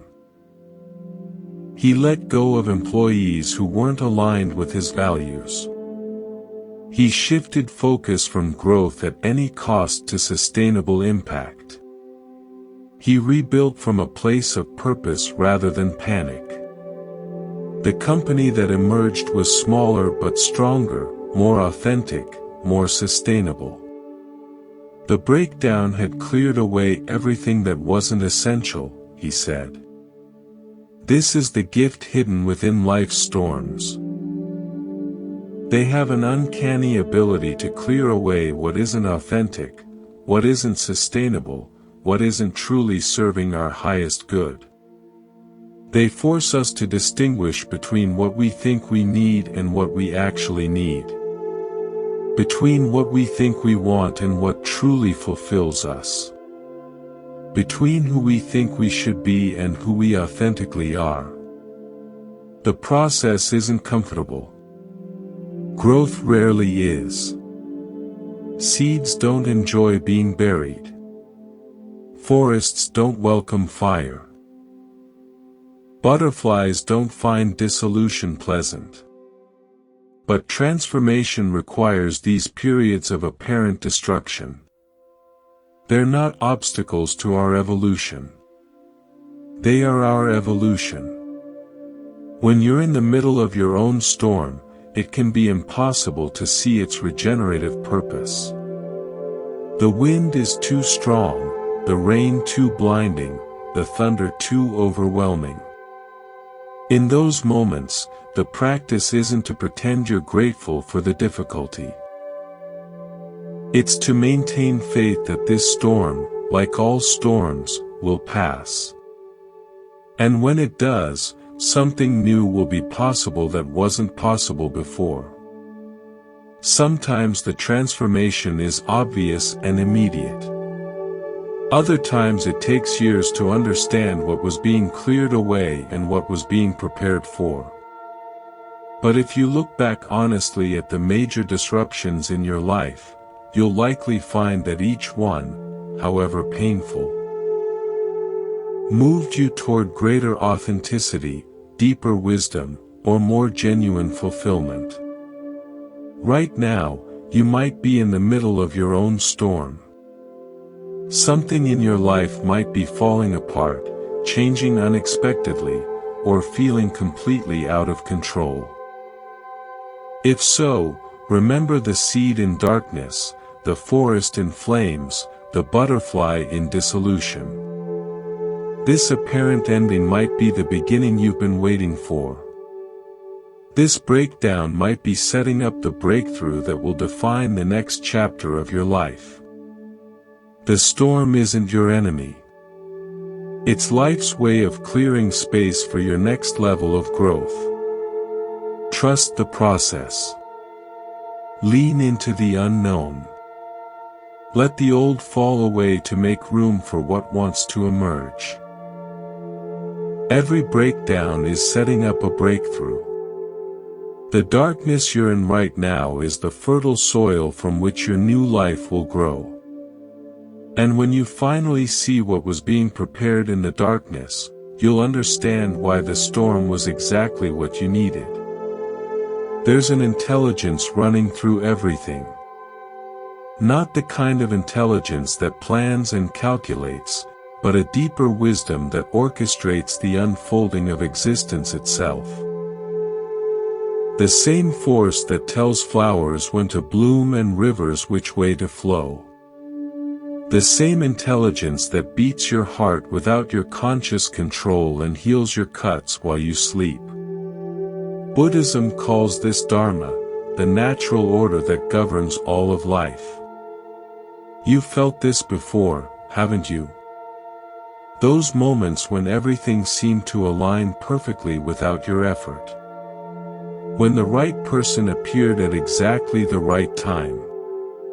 When opportunities opened just as you were ready for them. When what seemed like terrible timing turned out to be perfect timing in disguise. These weren't coincidences. They were glimpses of Dharma in action. Most of us live as if we're separate from this natural order, as if we have to force life to work through sheer willpower and constant effort. We push against closed doors instead of noticing which ones are opening. We try to make things happen on our timeline instead of recognizing life's timeline. We exhaust ourselves swimming upstream when the current would carry us exactly where we need to go. But Dharma operates whether we recognize it or not. Like gravity, it's a fundamental force that shapes reality regardless of our belief in it. The difference is whether we work with it or against it. Whether we learn to recognize its patterns or remain blind to its guidance. Whether we trust its timing or fight it every step of the way. Understanding Dharma begins with observing the natural world.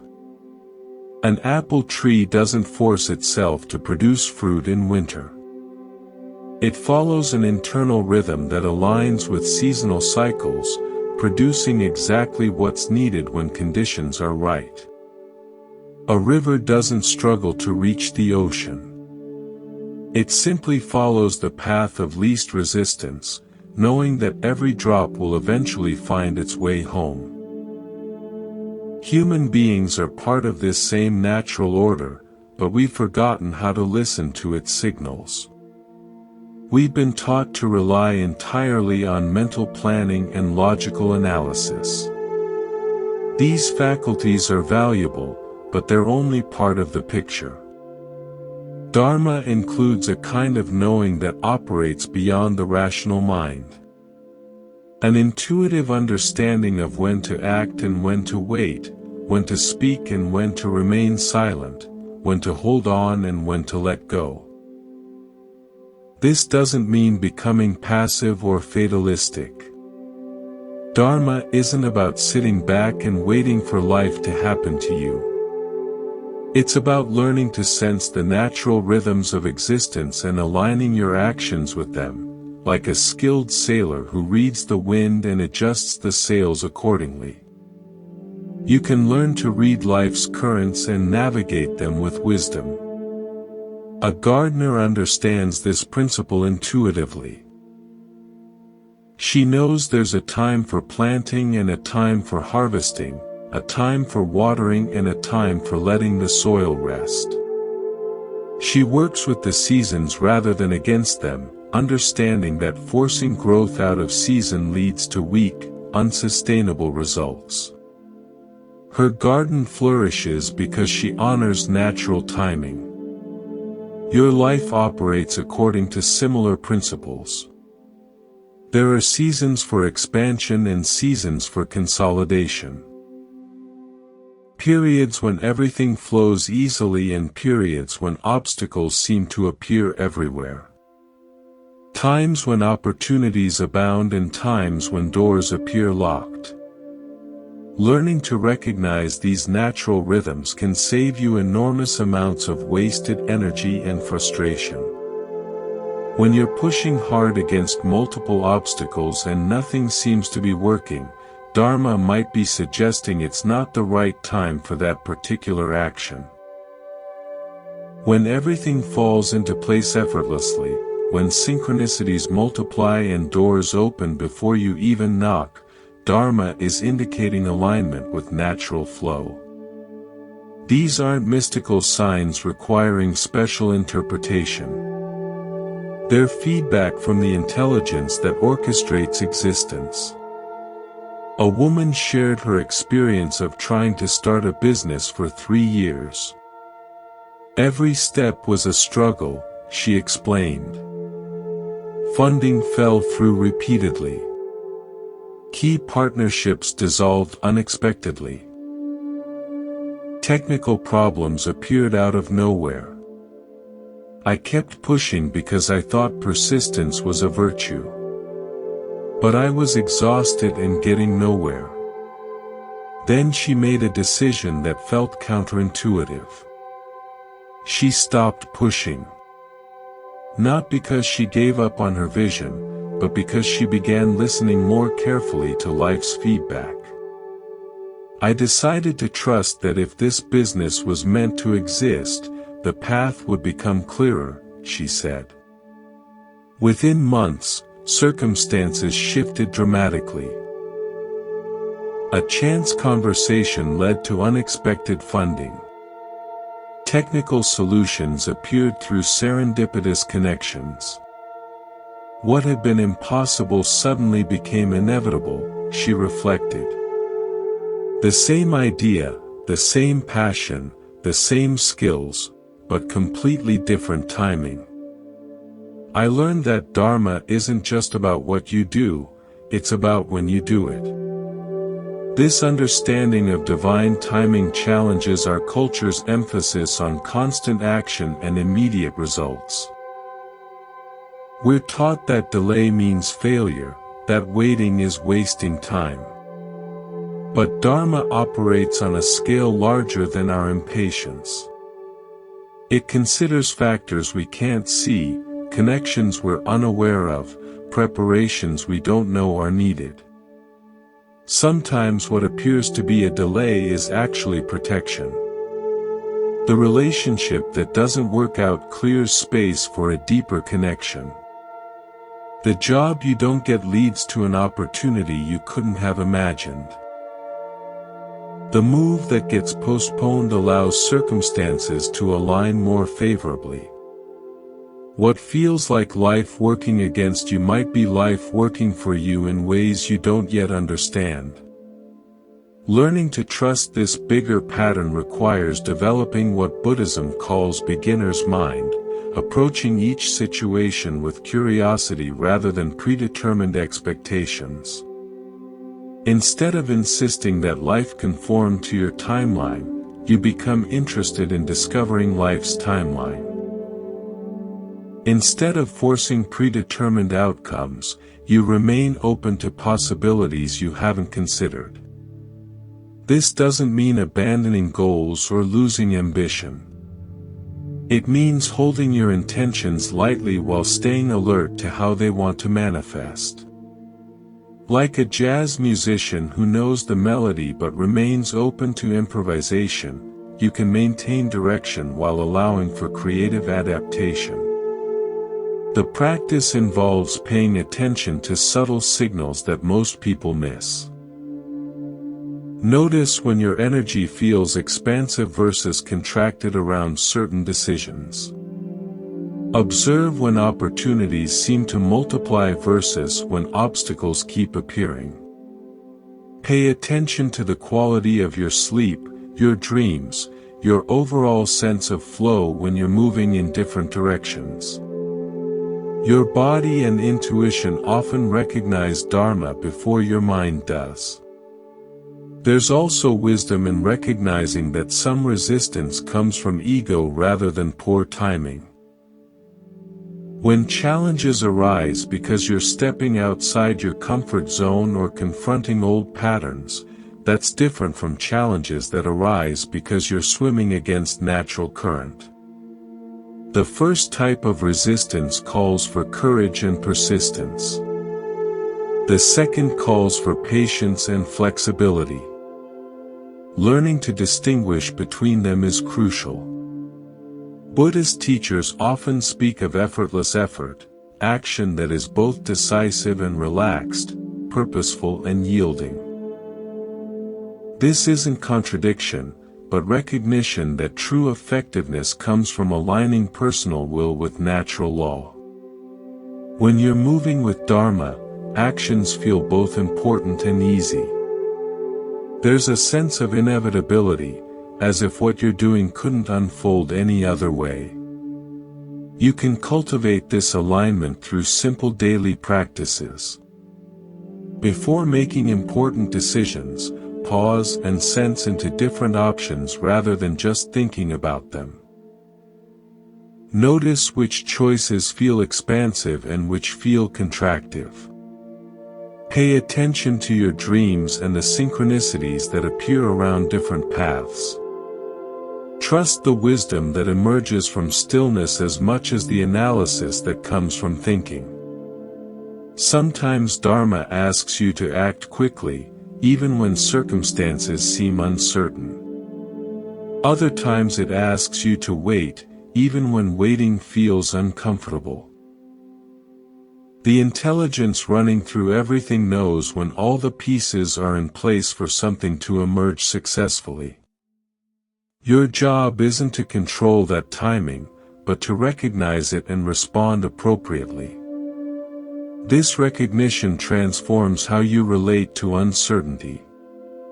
Instead of seeing the unknown as threatening, you begin to sense it as pregnant with possibility.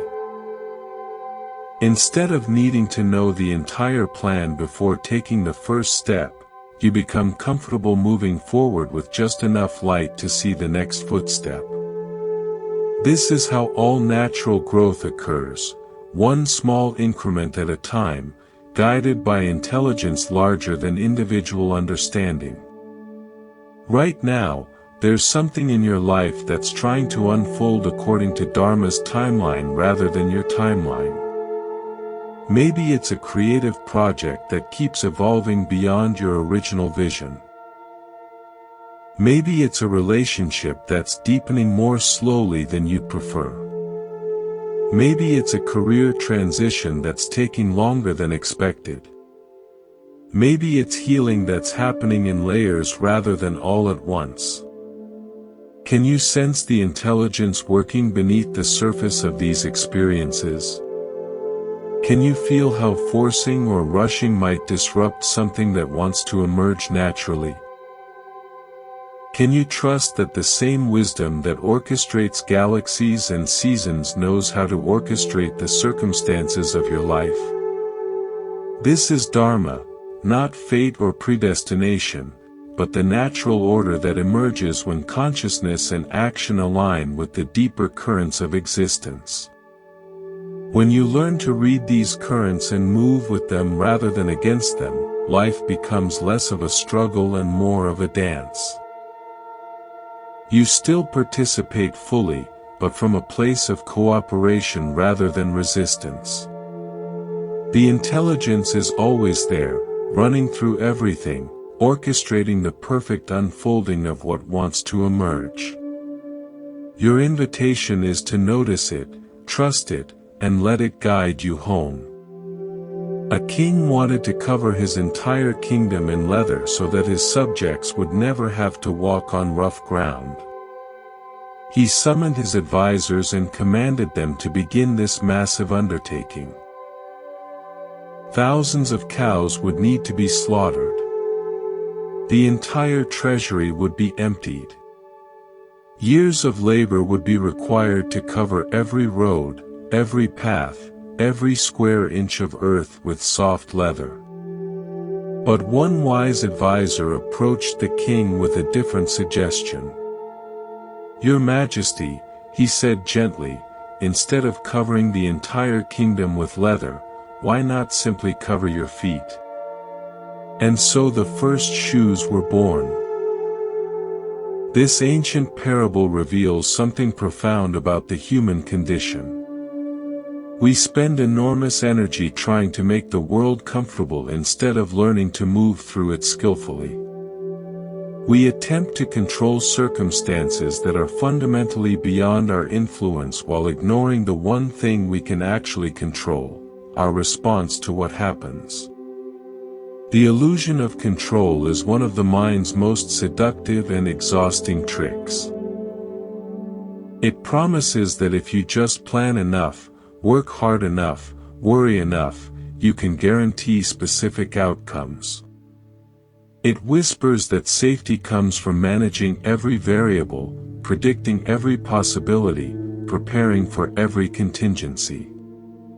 But this promise is impossible to fulfill, and the attempt leaves you perpetually anxious and defeated. Buddhism teaches that the desire to control is rooted in a fundamental misunderstanding about the nature of existence. We imagine ourselves as separate entities navigating a hostile universe that must be conquered and controlled.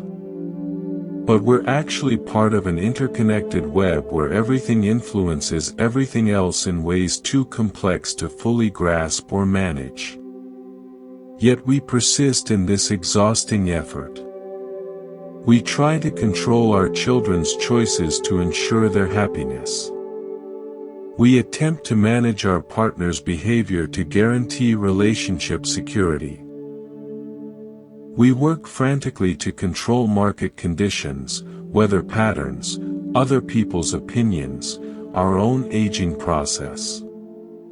We live in a constant state of vigilance, scanning for threats and trying to preemptively solve problems that may never arise. The irony is that this hypervigilance often creates the very problems we're trying to avoid. When you try to control a conversation, people become defensive and communication breaks down.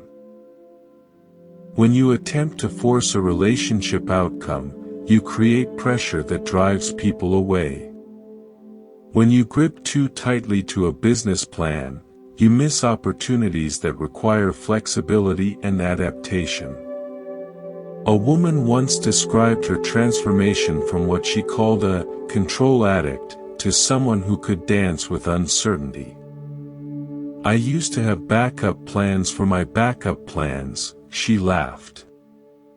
I would lie awake at night running through scenarios, trying to prepare for every possible future. I thought I was being responsible, but I was actually torturing myself with imaginary problems. The turning point came during a family crisis when nothing went according to any plan she'd made. My father had a stroke, and suddenly all my careful preparations were irrelevant. The only thing that mattered was showing up with love and presence. I realized I'd been so busy trying to control the future that I was missing the present entirely. This is the beautiful paradox of surrendering control. When you stop trying to manage every outcome, you become far more effective at responding to whatever actually happens. When you release your death grip on how things should unfold, you can notice opportunities that were always there but hidden by your tunnel vision. The river is one of nature's greatest teachers about flowing with life instead of trying to control it. Water never fights its environment. It works with whatever it encounters.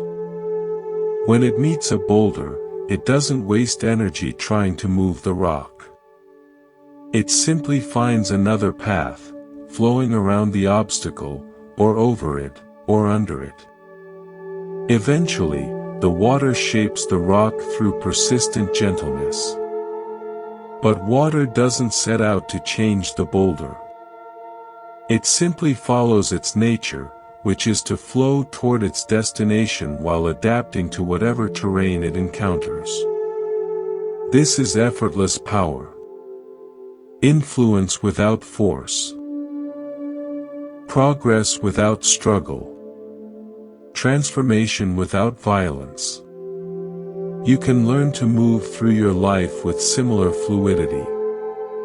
When you encounter obstacles, instead of immediately strategizing how to remove them, you can first ask what they might be teaching you. Instead of forcing doors that seem locked, you can look for windows that might be opening.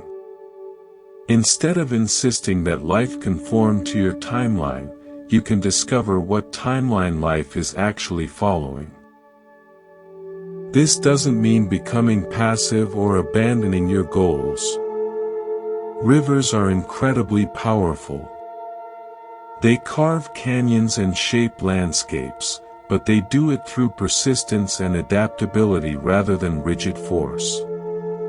You can pursue your dreams with similar persistence while remaining flexible about the specific path they take to manifest. The practice begins with distinguishing between what you can influence and what you cannot. You can influence your actions, your responses, your choices, your effort, your attitude. You cannot control other people's reactions, economic conditions, natural disasters, or the countless variables that shape daily life. Wisdom lies in putting your energy where it can actually make a difference. When you notice yourself trying to control something beyond your influence, you can pause and ask, what would happen if I stopped trying to steer the ocean? What if instead of exhausting myself fighting currents too powerful to overcome, I learned to read those currents and use them to carry me toward my destination? What if the very thing I'm resisting contains the wisdom I need to move forward? A businessman shared his experience of learning this lesson during an economic downturn. I spent months trying to force my old business model to work in completely changed circumstances, he said. I was like someone trying to paddle upstream against a flood. I was working harder than ever but going backward. The shift happened when he stopped fighting the economic reality and started asking what it was teaching him. I realized the market was showing me that my old approach was outdated. Instead of trying to resurrect what had died, I began exploring what wanted to be born. Within 2 years, he'd built a more sustainable business than the one he'd lost. This is the gift hidden within uncertainty. It forces you to develop capabilities you didn't know you possessed. When you can't control outcomes, you learn to trust your ability to handle whatever comes. When familiar supports disappear, you discover inner resources that were always there but never needed. When plans fall apart, you develop the improvisational skills that make you genuinely resilient. Buddhist practice offers specific tools for cultivating this flexibility. Meditation teaches you to observe thoughts and emotions without being controlled by them. Mindfulness helps you notice when you're gripping too tightly to expectations. All of these cultivate what Buddhism calls equanimity, the ability to remain centered regardless of circumstances. But perhaps the most powerful practice is simply remembering that you are not separate from the flow of existence. You are not a small, isolated being trying to survive in a hostile universe. The same intelligence that orchestrates your heartbeat and the seasons is orchestrating the circumstances of your life. This recognition dissolves the illusion that you must control everything to be safe. Safety doesn't come from managing external circumstances. It comes from trusting your inherent capacity to respond wisely to whatever arises. Peace doesn't come from ensuring that everything goes according to plan.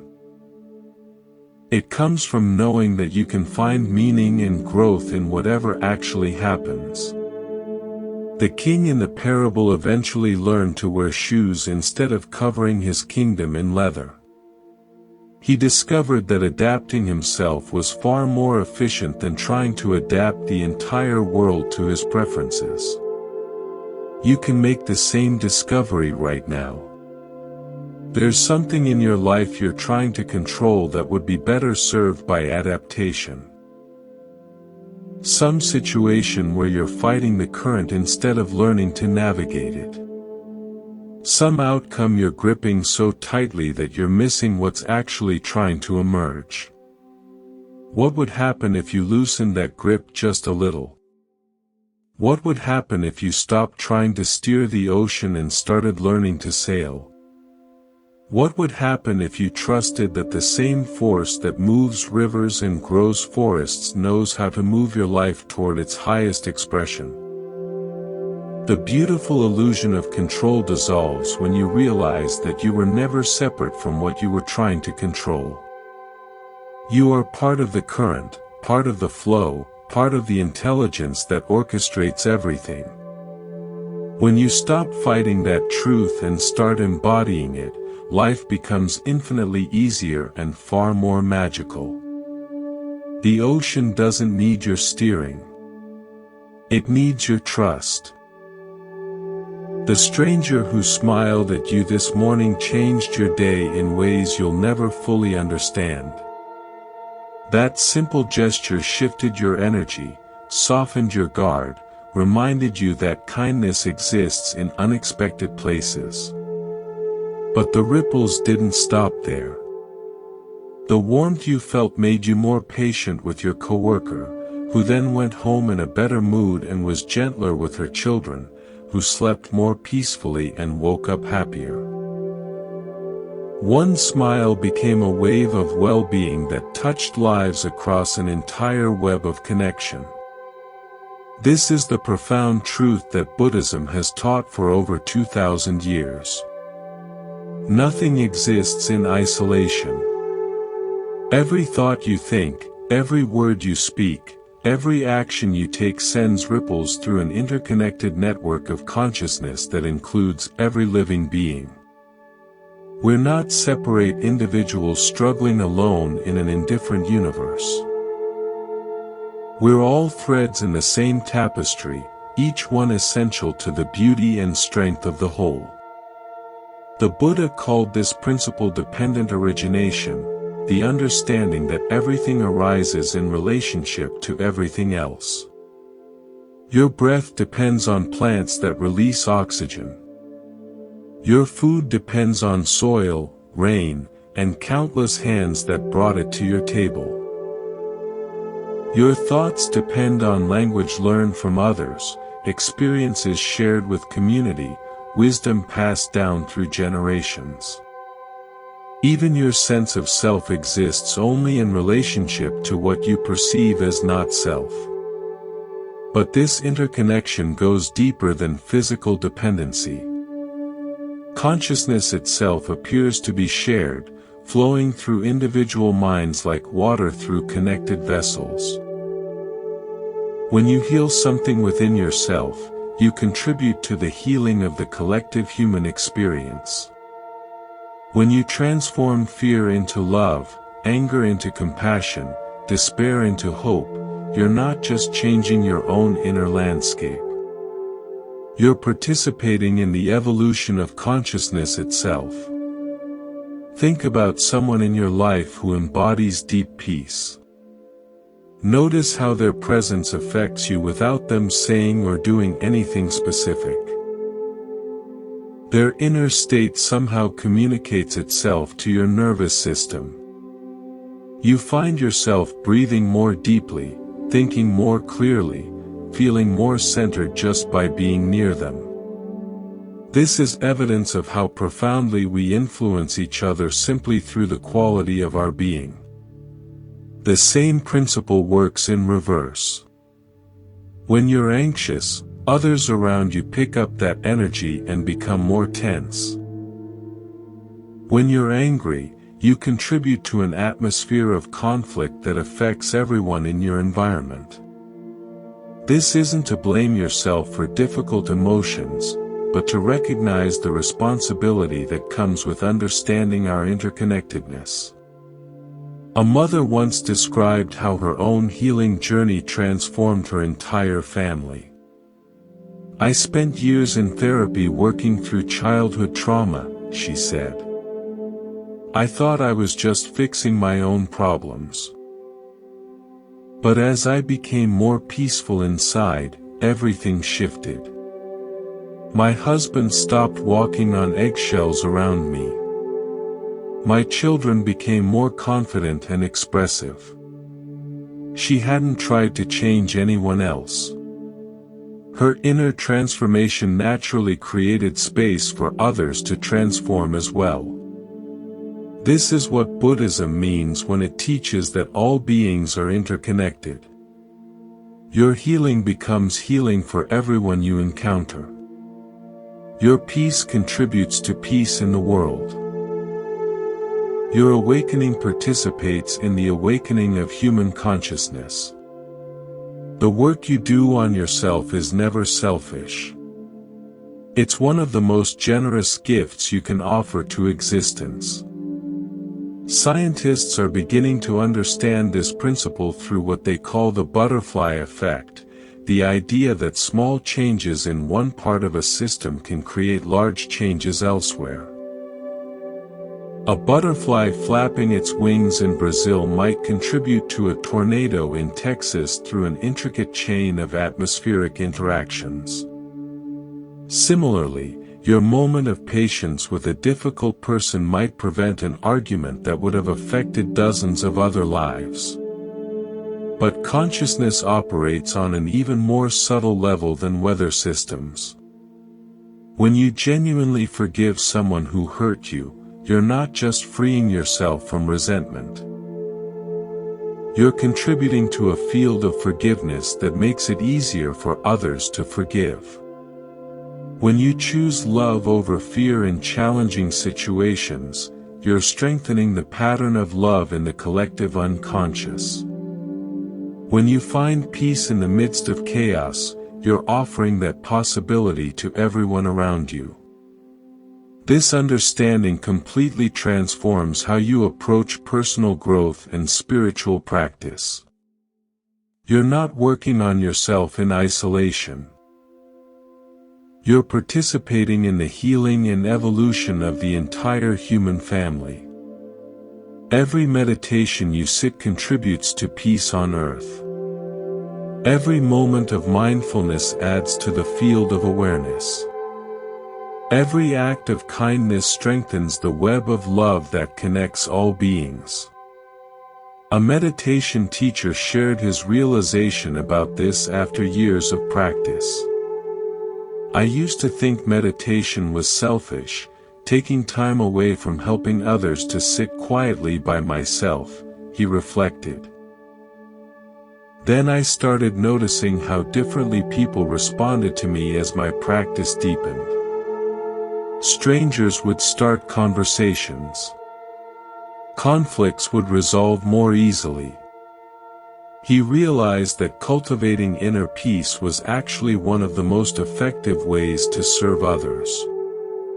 This interconnectedness also means that you're constantly receiving support from the healing work others are doing. Every person who chooses compassion over judgment makes it easier for you to be compassionate. Every individual who transforms trauma into wisdom contributes to your own healing journey. Every being who awakens to their true nature strengthens the possibility of awakening for everyone. Indigenous cultures have always understood this principle. Many Native American traditions speak of making decisions based on their impact 7 generations into the future. African Ubuntu philosophy declares, "I am because we are." Buddhist meditation includes prayers for the welfare of all sentient beings. These aren't just beautiful ideals. They're recognition of the fundamental truth that individual and collective well-being are inseparable. In practical terms, this understanding invites you to approach your daily life with greater awareness and intention. When you're stuck in traffic, instead of adding to the collective frustration, you can choose to be a point of calm in the chaos. When someone is rude to you, instead of perpetuating the cycle of negativity, you can choose to respond with patience and break the chain. This doesn't mean taking responsibility for everyone else's emotions or trying to fix other people's problems. Healthy boundaries are essential for maintaining your own well-being and serving others effectively. But it does mean recognizing that your inner state is never purely personal. It's always contributing to the collective field of consciousness that surrounds and includes all of us. Sometimes people resist this teaching because it feels overwhelming. If everything I do affects everyone else, how can I ever relax, they ask. But understanding interconnectedness actually reduces pressure rather than increasing it. You don't have to carry the weight of the world on your shoulders because you're not separate from the world. You're part of an intelligence much larger than your individual mind. You're supported by the same web that you're supporting. The love you give is the love you receive, often from unexpected sources. The healing you offer contributes to your own healing through mysterious channels. The peace you cultivate returns to you multiplied through the connections you can't even see. Right now, as you listen to these words, you're participating in this web of connection. Your attention is joining with the attention of others who are also seeking wisdom and healing. Your desire for growth is strengthening the collective intention toward evolution. Your willingness to question, to learn, to transform is contributing to the awakening of human consciousness. We're all threads in the same tapestry. When one thread becomes stronger, more beautiful, more aligned with its true nature, the entire fabric is enhanced. When one thread is damaged or frayed, the whole tapestry feels that weakness. But when threads support each other, when they remember their essential unity while celebrating their unique colors and textures, something magnificent emerges that none could create alone. You are that thread, unique, essential, and inseparably woven into the grand design of existence. Your healing heals the world. Your peace creates peace. Your love multiplies love in ways you'll never fully comprehend but can always trust. The stranger who smiled at you this morning was consciousness recognizing itself. And when you smile at the next stranger you meet, you'll be continuing that same eternal conversation, the endless dialogue of love discovering itself through infinite forms, forever connected, forever one. She changed nothing about her life except her heart. Same job, same apartment, same daily routine, same people around her. But something fundamental had shifted inside. And within months, everything in her external world began to transform in ways that seemed impossible. The difficult boss who had made her life miserable suddenly became supportive. Opportunities that had never existed before started appearing. Relationships that had been strained began healing. I didn't change anything, she marveled. But everything changed. This woman had discovered one of Buddhism's most profound teachings, that reality is far more responsive to consciousness than most people realize. The external world isn't a fixed objective environment that you must adapt to or fight against. It's more like a mirror constantly reflecting back the quality of awareness you bring to each moment. When you transform your inner landscape, the outer landscape shifts to match it in ways that can only be described as miraculous. Most of us have this backwards. We think we need to change our circumstances in order to feel different. We believe that once we get the right job, the right relationship, the right amount of money, then we'll be happy and peaceful. But Buddhism teaches the opposite. When you cultivate happiness and peace from within, your external circumstances naturally align to support and reflect that inner state. This isn't wishful thinking. It's recognition of how consciousness actually works. Your perception shapes your reality more than your reality shapes your perception. When you see the world through fearful eyes, you notice threats everywhere and unconsciously create more situations to be afraid of.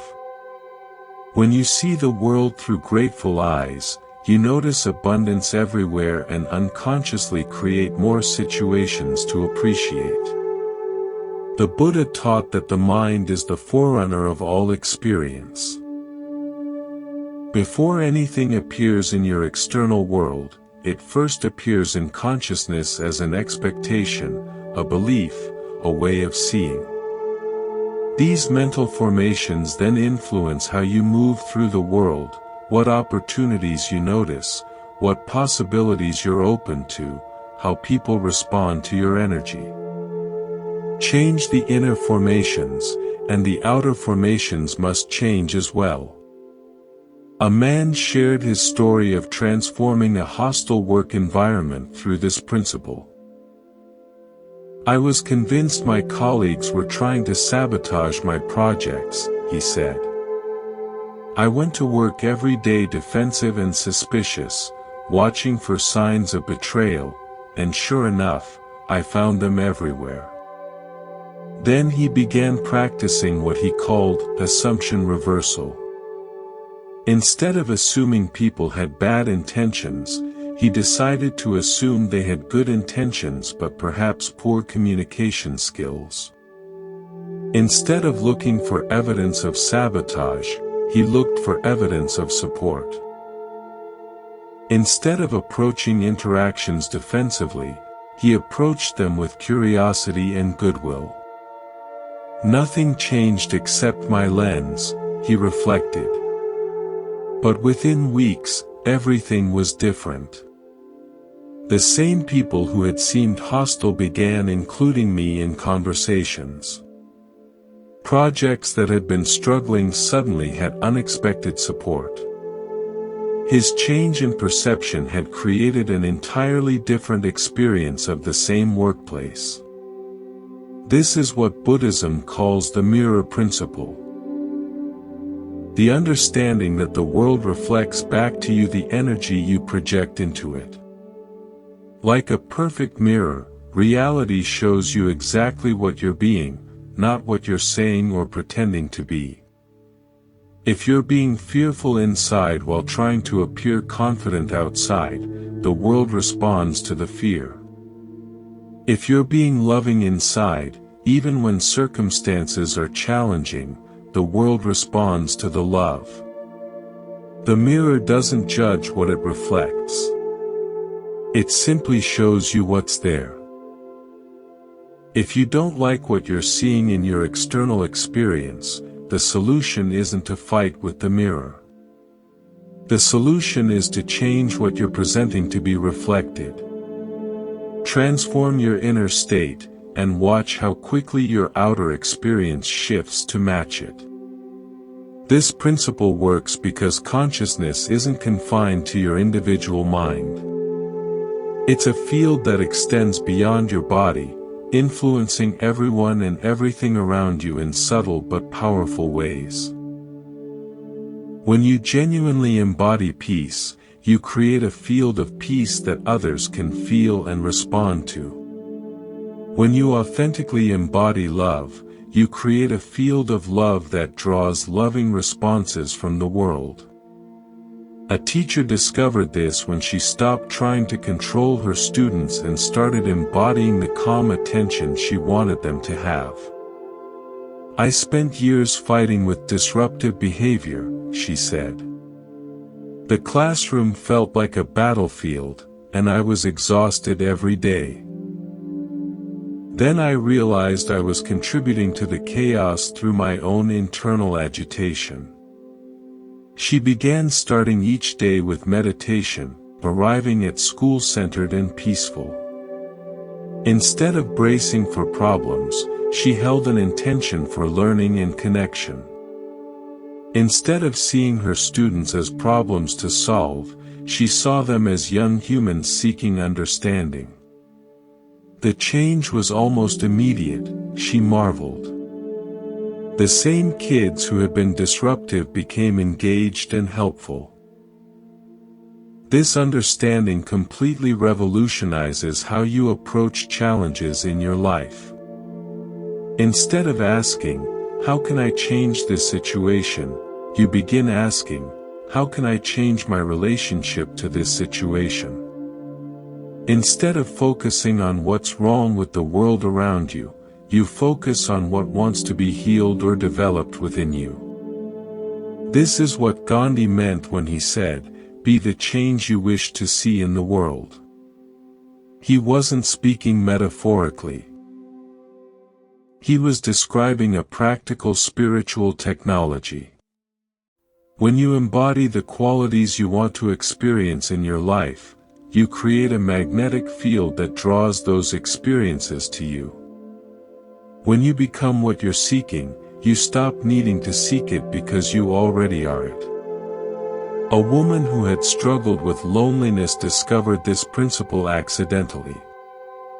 "I was tired of waiting for people to invite me places," she said. "So I started organizing gatherings myself. Not because I was confident, but because I was desperate for connection. But something unexpected happened. The act of creating connection for others awakened a sense of connection within herself. Once I stopped needing connection so desperately, it started flowing to me naturally," she reflected. "People began reaching out, inviting me places, seeking my company. I had become the connected person I wanted to be, and the world responded by offering me more connection than I'd ever experienced." This principle applies to every aspect of life. If you want more love, become more loving. If you want more peace, become more peaceful. If you want more abundance, become more generous. If you want more trust, become more trustworthy. The external world has no choice but to mirror back what you're genuinely embodying. But this requires honest self-examination. You can't fake your way into these transformations. The mirror reflects your authentic inner state, not your performances or pretenses. If you're trying to appear confident while feeling insecure inside, the world responds to the insecurity. The practice involves taking radical responsibility for your experience. When something in your outer world isn't working, instead of immediately blaming external factors, you ask, "What inside me might be creating or attracting this experience? What old pattern or belief might need healing? What quality do I need to develop to transform this situation?" This doesn't mean blaming yourself for difficult circumstances. Some situations genuinely require external action and change. But even in those cases, the quality of consciousness you bring determines its effectiveness. Change initiated from love and wisdom creates lasting transformation. What would shift if you saw this differently? This question can transform any challenging situation into an opportunity for growth. What if the difficult person in your life is there to help you develop patience? What if the financial challenge is inviting you to trust in abundance beyond material accumulation? What if the health issue is asking you to prioritize self-care and presence? These aren't just positive thinking exercises. They're invitations to discover the deeper purpose within every experience. When you align with that purpose, when you use each challenge as an opportunity to embody higher qualities, the external situation often resolves in miraculous ways. Not because you manipulated it, but because you became the type of person for whom such miracles are natural. The woman who changed nothing about her life except her heart had learned this secret. She had stopped waiting for the world to change and started changing the consciousness she brought to the world. In doing so, she discovered that reality is far more malleable, far more responsive to love and awareness than she had ever imagined. The same miracle is available to you. Not through forcing or manipulating external circumstances, but through the gentle, persistent transformation of your inner landscape. When you change your heart, everything else must change to match it. This is the natural law of consciousness expressing itself through form. Your outer world is waiting to reflect the beauty you cultivate within. The miracle isn't that change is possible. The miracle is that it's inevitable once you align with the truth of who you really are. Every person in your life chose to be there. Not in some literal predetermined way, but through the mysterious magnetism of consciousness that draws together experiences meant for growth and understanding. The people who love you, the people who challenge you, the people who pass through briefly, and the ones who stay for decades. Each connection serves a purpose in the unfolding story of who you're becoming. Buddhism teaches that we encounter others through what's called karmic affinity, energetic resonances that create opportunities for mutual learning and healing. This doesn't mean everything is predestined or that harmful relationships should be tolerated. It means that consciousness has an intelligence that brings together experiences capable of catalyzing growth. Even when that growth comes through difficulty. Think about the most significant relationships in your life. The person who believed in you when you couldn't believe in yourself. The friend who showed up during your darkest hour. The mentor who saw potential you didn't know existed. The partner who loved you through your most unlovable phases. These weren't random encounters. They were consciousness recognizing itself, offering exactly what was needed for your evolution. But relationships serve different purposes, and understanding this can transform how you experience both connection and separation. Some people come into your life for a season, bringing specific gifts or lessons before naturally moving on.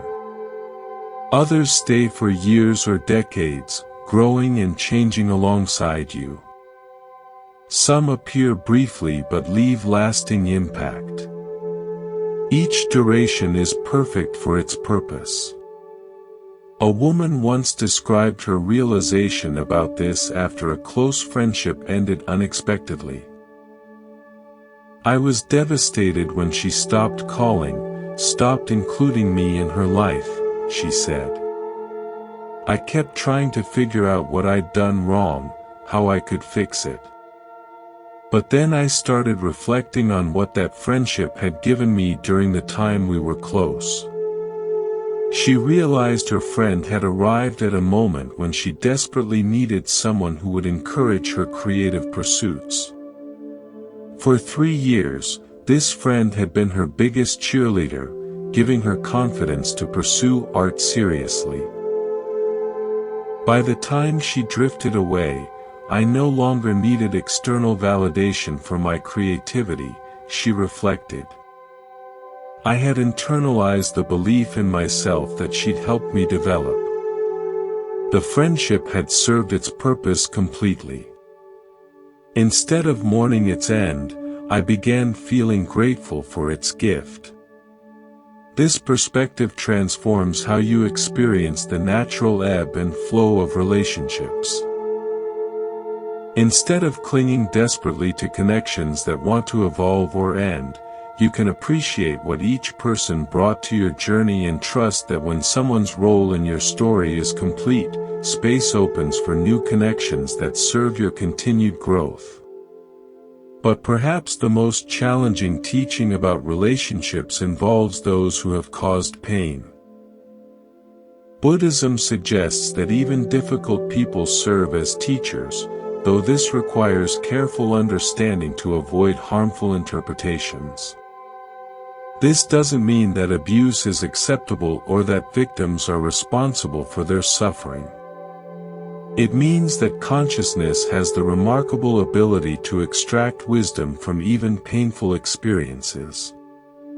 When approached with awareness and support, even the ones who hurt you came to teach you something. This teaching must be approached with great care and compassion. It's not about justifying harmful behavior or suggesting you should remain in dangerous situations. It's about recognizing that your response to difficult people can become a source of strength, wisdom, and deeper self-understanding. A man shared his journey of healing from a childhood with an alcoholic father. For years, I was consumed with anger and resentment, he said. I felt robbed of a normal childhood, damaged by his unpredictability and emotional absence.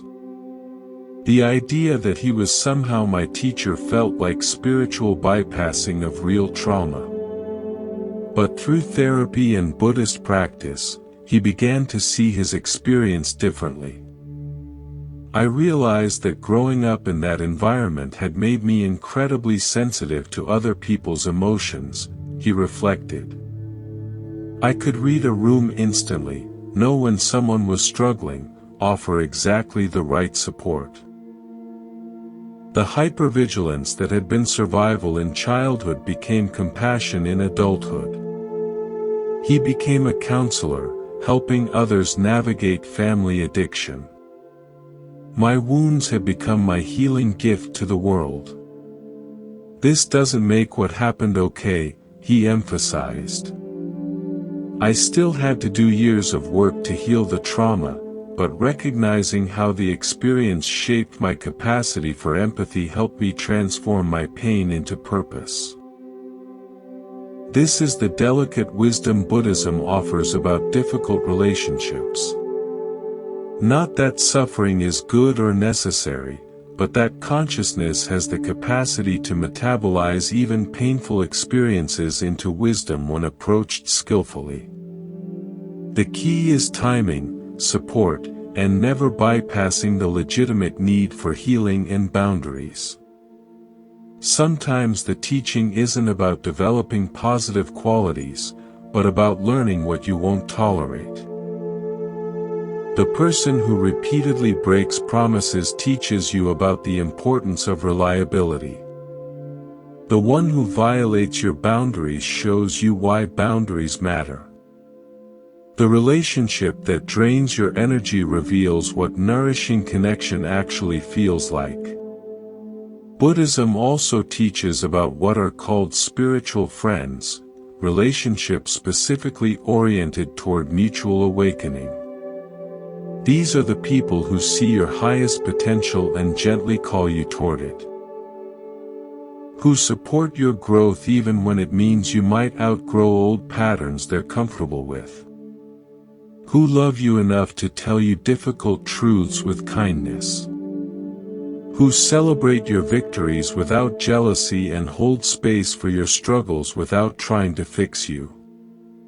These relationships are rare and precious. They're characterized by mutual respect, genuine care for each other's well-being, and shared commitment to consciousness and growth. When you find such connections, treasure them. When you become this kind of friend to others, you're offering one of life's greatest gifts.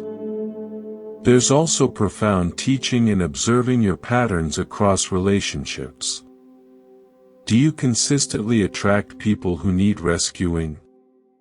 Do you find yourself in relationships where you give more than you receive? Do you tend to abandon yourself to keep others comfortable? Do you struggle with intimacy when things get too close? These patterns point toward places within yourself that want healing and integration. A woman noticed she repeatedly found herself in friendships with people going through crisis. I was always the helper, the one people called when their lives fell apart, she said. I felt useful and needed, but I was exhausted, and my own needs were never addressed. Through reflection, she realized this pattern stemmed from childhood where her value had depended on being helpful to her struggling mother. The awareness allowed her to choose more balanced relationships where support flowed both directions. Gratitude for all encounters doesn't mean pretending harmful relationships were wonderful. It means recognizing that every connection, pleasant or difficult, has contributed to your understanding of yourself and others. The person who betrayed you taught you about discernment. The one who loved you unconditionally showed you what's possible. The friend who grew in different directions reminded you that change is natural and healthy. Right now, consider the people currently in your life. What might each relationship be here to teach you? The colleague who irritates you might be showing you something about patience or boundaries. The family member who triggers you might be reflecting back an aspect of yourself that needs attention. The person who inspires you might be modeling qualities you're ready to develop. Buddhism reminds us that we're all walking each other home. Every interaction is an opportunity for mutual awakening, mutual healing, mutual growth. When you see others as fellow travelers rather than obstacles or objects, relationships become sacred encounters rather than sources of drama. Some people will stay in your story for chapters. Others will appear for a single sentence that changes everything. Some will be antagonists who create tension that forces growth. Others will be allies who provide support and encouragement. All are necessary for the fullness of your journey. The greatest gift you can offer anyone is your own awakening. When you heal your own wounds, you stop unconsciously wounding others. When you find peace within yourself, you become a source of peace for everyone around you. When you learn to love yourself completely, you can love others without attachment or expectation. Every person in your story chose to be there through the mysterious intelligence of consciousness seeking to know itself more completely. Honor their presence. Learn from their gifts. And release them with gratitude when their chapter in your story comes to a natural end. The story continues, and new characters will arrive exactly when they're needed for the next phase of your awakening. Do you keep attracting the same type of situation? The same kind of relationship drama, just with different faces. The same financial challenges wearing different disguises. The same workplace conflicts playing out in new offices. The same family dynamics repeating across generations. If you're honest, you'll probably notice patterns in your life that seem to circle back like a broken record playing the same song until you want to scream. Buddhism teaches that life is the most patient teacher you'll ever encounter. It doesn't give up on you when you fail to understand the first time or the 10th time or even the 50th time. Instead, it keeps presenting the same essential lesson in slightly different forms until you finally develop the awareness and skills needed to graduate to the next level of understanding. This isn't punishment or evidence that you're broken. It's how consciousness learns and evolves. Just as a child practices writing the same letter over and over until their hand develops the muscle memory, life gives you repeated opportunities to practice new ways of being until they become natural and integrated. The repetition happens because unresolved patterns in consciousness continue to create similar experiences. If you consistently react to conflict with anger and defensiveness, you'll keep attracting situations that trigger those reactions until you learn to respond differently. If you habitually sacrifice your needs to avoid disappointing others, you'll keep finding yourself in relationships that take advantage of that tendency until you develop healthy boundaries. A woman once described her pattern of attracting partners who were emotionally unavailable. For 15 years, I kept falling for men who seemed perfect at first but couldn't commit to real intimacy, she said. I would blame them, thinking I just had bad luck in love. But eventually, I had to face the uncomfortable truth that I was the common denominator in all these relationships. Through therapy and self-reflection, she discovered that she unconsciously chose unavailable partners because deep intimacy terrified her. She had grown up with parents who used love as a weapon, withdrawing affection when she didn't meet their expectations. Emotionally distant partners felt familiar and safe, even as they left her feeling lonely and frustrated. I was recreating my childhood over and over, hoping this time it would end differently, she realized. This recognition was painful but transformative. Instead of focusing on changing her partners, she began working on her own capacity for intimacy. She practiced staying present when relationships deepened instead of unconsciously sabotaging them. She learned to recognize the difference between genuine availability and surface charm. The pattern that had dominated her love life for years finally shifted when she addressed its root cause.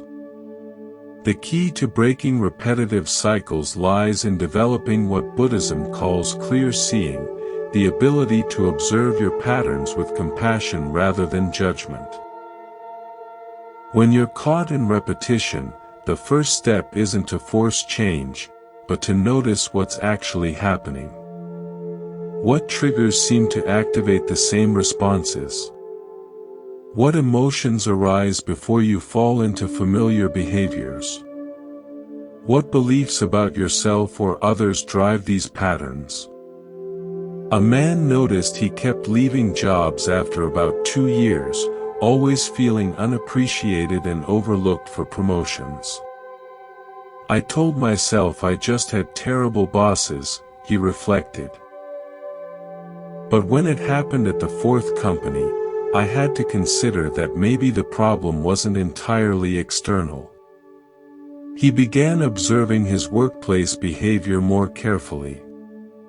He discovered that he consistently took on extra work without communicating his contributions clearly. He assumed his efforts would be noticed and rewarded automatically. When recognition didn't come, he would become resentful and withdraw his engagement, creating a cycle where his value became less visible to management. I was creating the very situation I was complaining about, he realized. Breaking the pattern required learning new skills he'd never developed. He practiced advocating for himself clearly and professionally. He learned to document his achievements and communicate them appropriately. He developed the ability to ask for what he wanted instead of hoping others would read his mind. The next promotion came within 8 months. Sometimes patterns repeat because we're trying to heal old wounds through new experiences. We unconsciously seek situations that remind us of past pain, hoping this time we'll be able to create a different outcome. This is consciousness attempting to resolve unfinished business. But without awareness, we often recreate the same dynamics that caused the original wound. Buddhism teaches that true healing happens not by recreating the past with a different ending, but by developing new capacities in the present. Instead of trying to get the love you didn't receive as a child from romantic partners, you learn to give that love to yourself. Instead of seeking validation from authority figures, You develop inner confidence that doesn't depend on external approval. The graduation moment comes when you first choose a different response in a familiar situation. When the old trigger appears, but you breathe instead of reacting. When you set a boundary instead of people-pleasing. When you speak your truth instead of staying silent. When you choose self-compassion instead of self-criticism. These moments might feel small, but they represent profound shifts in consciousness. The pattern stops when the lesson is learned, not just intellectually understood, but embodied as a new way of being. When you no longer need external situations to teach you about boundaries because you naturally maintain them. When you no longer attract drama because you found peace within yourself. When you no longer repeat self-destructive behaviors because you've genuinely learned to value your well-being. This doesn't mean you'll never face challenges again. Life continues to offer growth opportunities, but they evolve to match your expanding capacity. The lessons become more subtle, the growth more refined. You might graduate from learning about basic self-worth to exploring advanced compassion. From mastering personal boundaries to developing wisdom about when boundaries should be flexible. Sometimes people resist this teaching because it seems to place responsibility for difficult experiences on the person going through them. This isn't about blame or suggesting that people create their own suffering. External circumstances and other people's choices absolutely impact your life. But focusing on what you can influence, your responses, your choices, your inner development, is more empowering than remaining stuck in victim consciousness. Right now, notice if there's a pattern in your life that keeps repeating. What situation keeps showing up in different forms? What might it be trying to teach you? What new capacity might you need to develop to respond differently? What would change if you saw this pattern as a patient teacher rather than a persistent problem? The repetition isn't evidence of your failure. It's evidence of life's commitment to your growth. It's proof that consciousness believes in your ability to learn, change, and evolve. It's an invitation to develop qualities you didn't know you possessed. When you finally learn what life has been trying to teach you, the relief is profound. Not because the challenge disappears, but because you realize you now have the tools to meet it skillfully. The pattern that once felt like a prison becomes a doorway to freedom. The lesson that once seemed impossible becomes the foundation for everything that follows. Life is endlessly patient, endlessly creative, endlessly committed to your awakening. The same situation will keep returning until you develop the consciousness to transform it. And when you do, you'll wonder how something that once seemed so difficult could become so simple. The pattern stops when the lesson is learned. And then the real adventure begins. Your consciousness chose this life.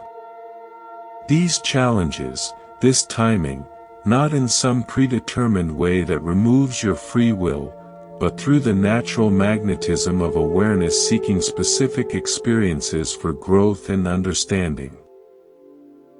The family you were born into, the era you arrived in, the particular combination of gifts and struggles that define your existence. None of this is random. It's the result of consciousness organizing itself to learn what can only be learned through your unique perspective. This isn't about fate or divine planning. Buddhism teaches that awareness has an intelligence that draws toward experiences capable of expanding understanding and compassion. like iron filings naturally arranging themselves around a magnet. Consciousness gravitates toward the circumstances that will best serve its evolution. Your life is the curriculum consciousness chose to develop qualities that could only emerge through your particular journey. But purpose isn't some grand mission you need to discover and then execute perfectly. It's not a single career path, relationship, or achievement that will suddenly make everything make sense. Purpose is far more intimate and immediate than that. It's woven into the fabric of your daily existence, waiting to be recognized in moments both ordinary and extraordinary. Purpose reveals itself through what draws you, what breaks your heart, what makes you feel most alive. It's found in the intersection between your natural gifts and the world's needs. It emerges when you stop trying to be who you think you should be and start expressing who you actually are. It's discovered not through thinking, but through living, not through planning, but through paying attention to what consistently calls to your consciousness. A man spent years searching for his life purpose through books, workshops, and meditation retreats. I thought it would come as some dramatic revelation, he said. But the more I searched, the more confused I became. The breakthrough came unexpectedly while volunteering at a local food bank. I was just helping because a friend asked, he reflected. But something about organizing the food donations felt completely natural. I saw ways to make the system more efficient, more dignified for the people we served. I wasn't searching for purpose anymore. I was living it. Within 2 years, he had left his corporate job to work full-time in nonprofit management. This is how purpose typically reveals itself. Not through dramatic epiphanies, but through the accumulation of small moments that feel authentic and meaningful. It's found in noticing what activities make you lose track of time, what problems you feel naturally drawn to solve, what conversations light you up, what injustices make you want to take action. Buddhism teaches that everyone has what's called right livelihood, work that harms neither yourself nor others while contributing to the well-being of all beings. This doesn't necessarily mean becoming a monk or social worker. It means finding ways to express your authentic gifts in service of something larger than personal gain. It means aligning your daily actions with your deepest values. A teacher discovered her purpose not in the classroom but in the margins of education. I loved teaching, but I kept noticing kids who were struggling, not because they weren't smart, but because they learned differently, she said. I started staying after school to work with them individually, developing new approaches that matched their learning styles. What began as informal tutoring evolved into a program that transformed how her entire district approached learning differences. I never set out to become an advocate, she reflected. But my heart kept breaking for these brilliant kids who were being told they weren't good enough. That heartbreak became my compass. This points to something crucial about purpose. It often emerges from what troubles you most deeply. The problems you can't ignore, the suffering you feel compelled to address, the gaps you naturally notice and want to fill. Your wounds, when healed with awareness, often become the source of your greatest gifts to the world. But purpose doesn't require changing careers or starting organizations. It can be expressed through how you raise your children, how you treat the cashier at the grocery store, how you listen to a friend in crisis. Small acts of consciousness and compassion ripple outward in ways you'll never fully comprehend. The smile you offer to a stranger might be the kindness that saves their day. A janitor at a hospital understood this deeply. "I clean floors, but that's not my real job," he said. "My real job is creating an environment where healing can happen. I pay attention to worried families in waiting rooms. I notice when someone needs directions or a kind word." His co-workers and patients recognized him as one of the most important people in the entire facility. Purpose isn't about status or recognition, he reflected. It's about bringing your whole self to whatever you're doing and remembering that everything affects everything else. This understanding transforms how you approach your current circumstances.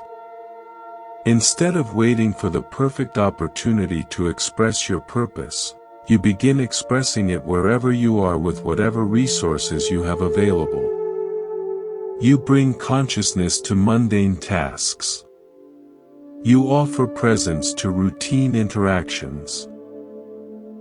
You look for ways to serve even in situations that don't feel particularly meaningful. What makes you come alive? This question cuts through all the noise about what you should do or what others expect from you. It points directly toward the intersection of your authentic nature and your contribution to the world. Maybe it's creating beauty through art, music, or design. Maybe it's solving complex problems through analysis and innovation. Maybe it's nurturing growth in people, plants, or communities. The feeling of coming alive is your consciousness recognizing its natural expression. It's the sense of rightness that occurs when your inner nature meets the world's needs. It's not always easy or comfortable. True aliveness often requires courage, vulnerability, and growth. But it has a quality of authenticity that can't be faked or forced. A woman realized her purpose was helping people die with dignity after caring for her grandmother in her final months. "I discovered I had a natural ability to be present with people in their most vulnerable moments," she said. "I could sit with grief and fear without trying to fix anything." She became a hospice counselor, finding deep fulfillment in work that many people would find too difficult. "Death work isn't morbid," she explained. "It's life work. Helping people face their mortality with grace helps them live more fully. I come alive in those moments of truth and tenderness." Your purpose may not be dramatic or obvious to others. It might be expressed through raising children with consciousness, maintaining family traditions, creating beautiful spaces, or simply being a presence of peace in chaotic environments. It might involve learning and growing rather than achieving and producing. It might be about healing generational patterns or developing qualities that serve your community in subtle but essential ways. The key is recognizing that your existence matters inherently, not just for what you accomplish. Your consciousness contributes to the collective awakening of humanity simply by being here and growing. Your journey toward greater awareness, compassion, and authenticity creates ripples that touch lives in ways you'll never know. You didn't come here by accident. Your particular combination of gifts, challenges, and circumstances creates opportunities for experiences that couldn't happen any other way. Your unique thread in the tapestry of existence is essential to the beauty and strength of the whole. Your purpose isn't something you need to find. It's something you need to remember, express, and trust. Right now, in this moment, you can begin living your purpose more fully. Not by changing everything about your life, but by bringing more consciousness to what you're already doing. By paying attention to what calls to you. By following what makes you feel most alive. By trusting that consciousness knows what it's doing even when you don't. Your life is not a mistake. Your challenges are not punishments. Your gifts are not accidents. You are here on purpose, for purpose, as purpose expressing itself through the magnificent complexity of human existence. The question isn't whether you have a purpose. The question is whether you're ready to live it. Sometimes life has to shatter to show you what's unbreakable. The job that defined your identity disappears overnight. The relationship you built your life around crumbles. The health you took for granted betrays you. The beliefs that gave your world meaning suddenly feel hollow and false. In these moments of complete dissolution, when everything familiar falls away, you might discover something profound hiding beneath the wreckage. What mystics throughout history have called the dark night of the spirit isn't a punishment or a sign that you've failed at life. It's often consciousness preparing for a fundamental shift in how you understand yourself and reality. When the structures you've built your identity around prove inadequate for who you're becoming, they must fall away to make space for something more authentic and expansive. But let's be clear about something important. If you're experiencing thoughts of self-harm, severe depression, or feeling disconnected from reality, this isn't just a spiritual experience. It's a signal to seek professional support immediately. True spiritual awakening enhances your connection to life, not your desire to escape it. The guidance in this chapter is meant to complement, not replace, proper mental health care when you're in genuine crisis. That said, there are periods in life when everything seems to unravel simultaneously, and these experiences often contain seeds of profound transformation. Buddhism recognizes that consciousness sometimes outgrows its current container and needs to reorganize at a more inclusive level, like a snake shedding skin or a butterfly dissolving in its cocoon. The process looks like destruction, but is actually preparation for rebirth. A woman described her experience of what she called her great falling apart in her early 40s. Everything I'd worked for was disappearing, she said. My marriage ended. My career stalled. My parents were aging and needed care. I felt like I was free falling with no parachute. For months, she struggled with depression and anxiety, seeking therapy and support from friends. But somewhere in the darkness, I started noticing something strange, she continued. All the roles I'd been playing. The perfect wife, the successful professional, the dutiful daughter, they were falling away, but I was still here. Underneath all those identities was something that couldn't be destroyed by circumstances. This recognition became the foundation for rebuilding her life from a place of greater authenticity. I had to lose everything I thought I was to discover who I actually am, she reflected. The breakdown became a breakthrough. But only after I stopped fighting it and started learning from it. This is the paradox of spiritual crisis. It often requires losing your old self to find your true self. The identities, beliefs, and structures that once provided security become too small for the consciousness that's trying to emerge. Like a hermit crab outgrowing its shell, you must venture into temporary vulnerability before finding a more suitable home. The phoenix teaching from ancient mythology perfectly captures this process. The mythical bird doesn't just molt or gradually transform. It burns completely to ash before rising renewed. The fire isn't optional. It's essential to the regeneration. Similarly, some spiritual growth requires the complete dissolution of old patterns before new ones can emerge. But unlike the mythical phoenix, human transformation happens in relationship with others and with proper support.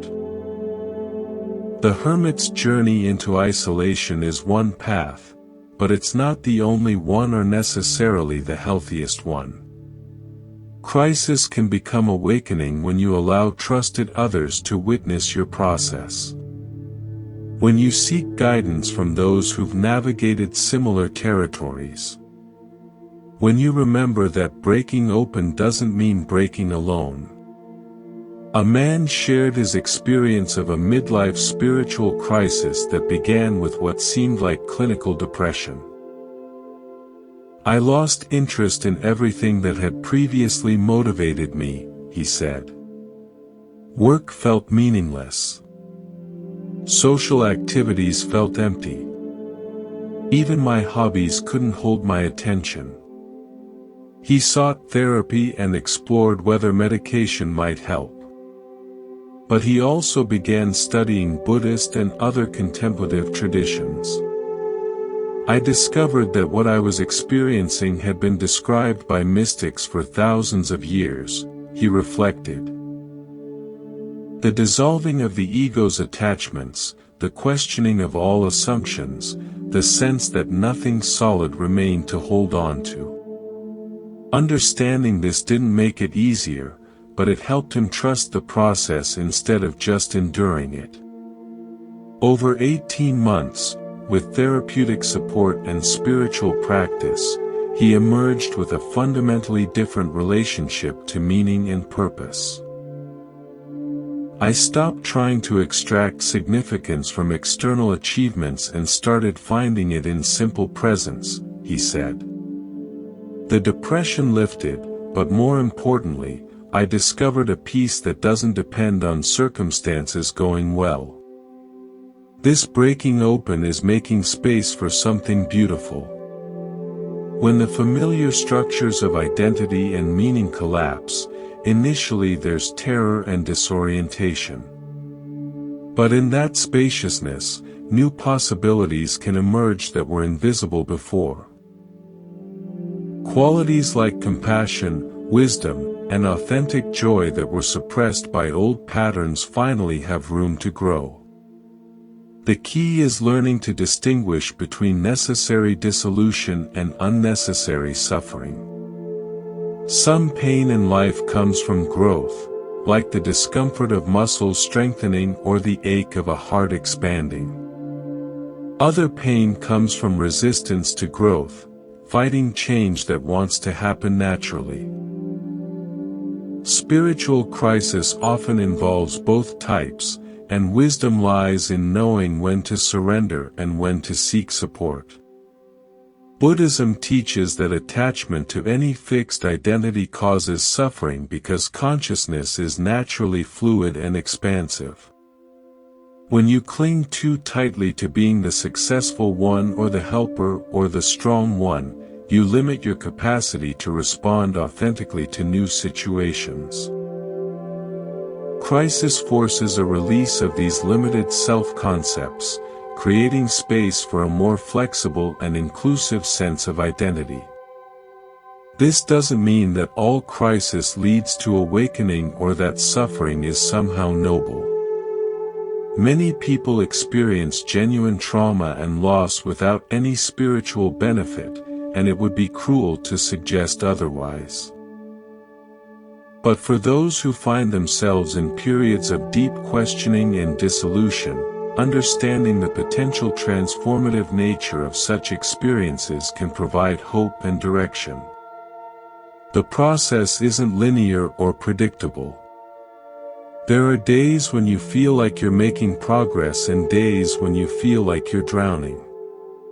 There are moments of profound insight followed by hours of confusion. The old self doesn't die gracefully, and the new self doesn't emerge fully formed. Patience and self-compassion are essential companions during these transitions. If you're currently in a period where everything feels uncertain and unstable, remember that dissolution often precedes creation.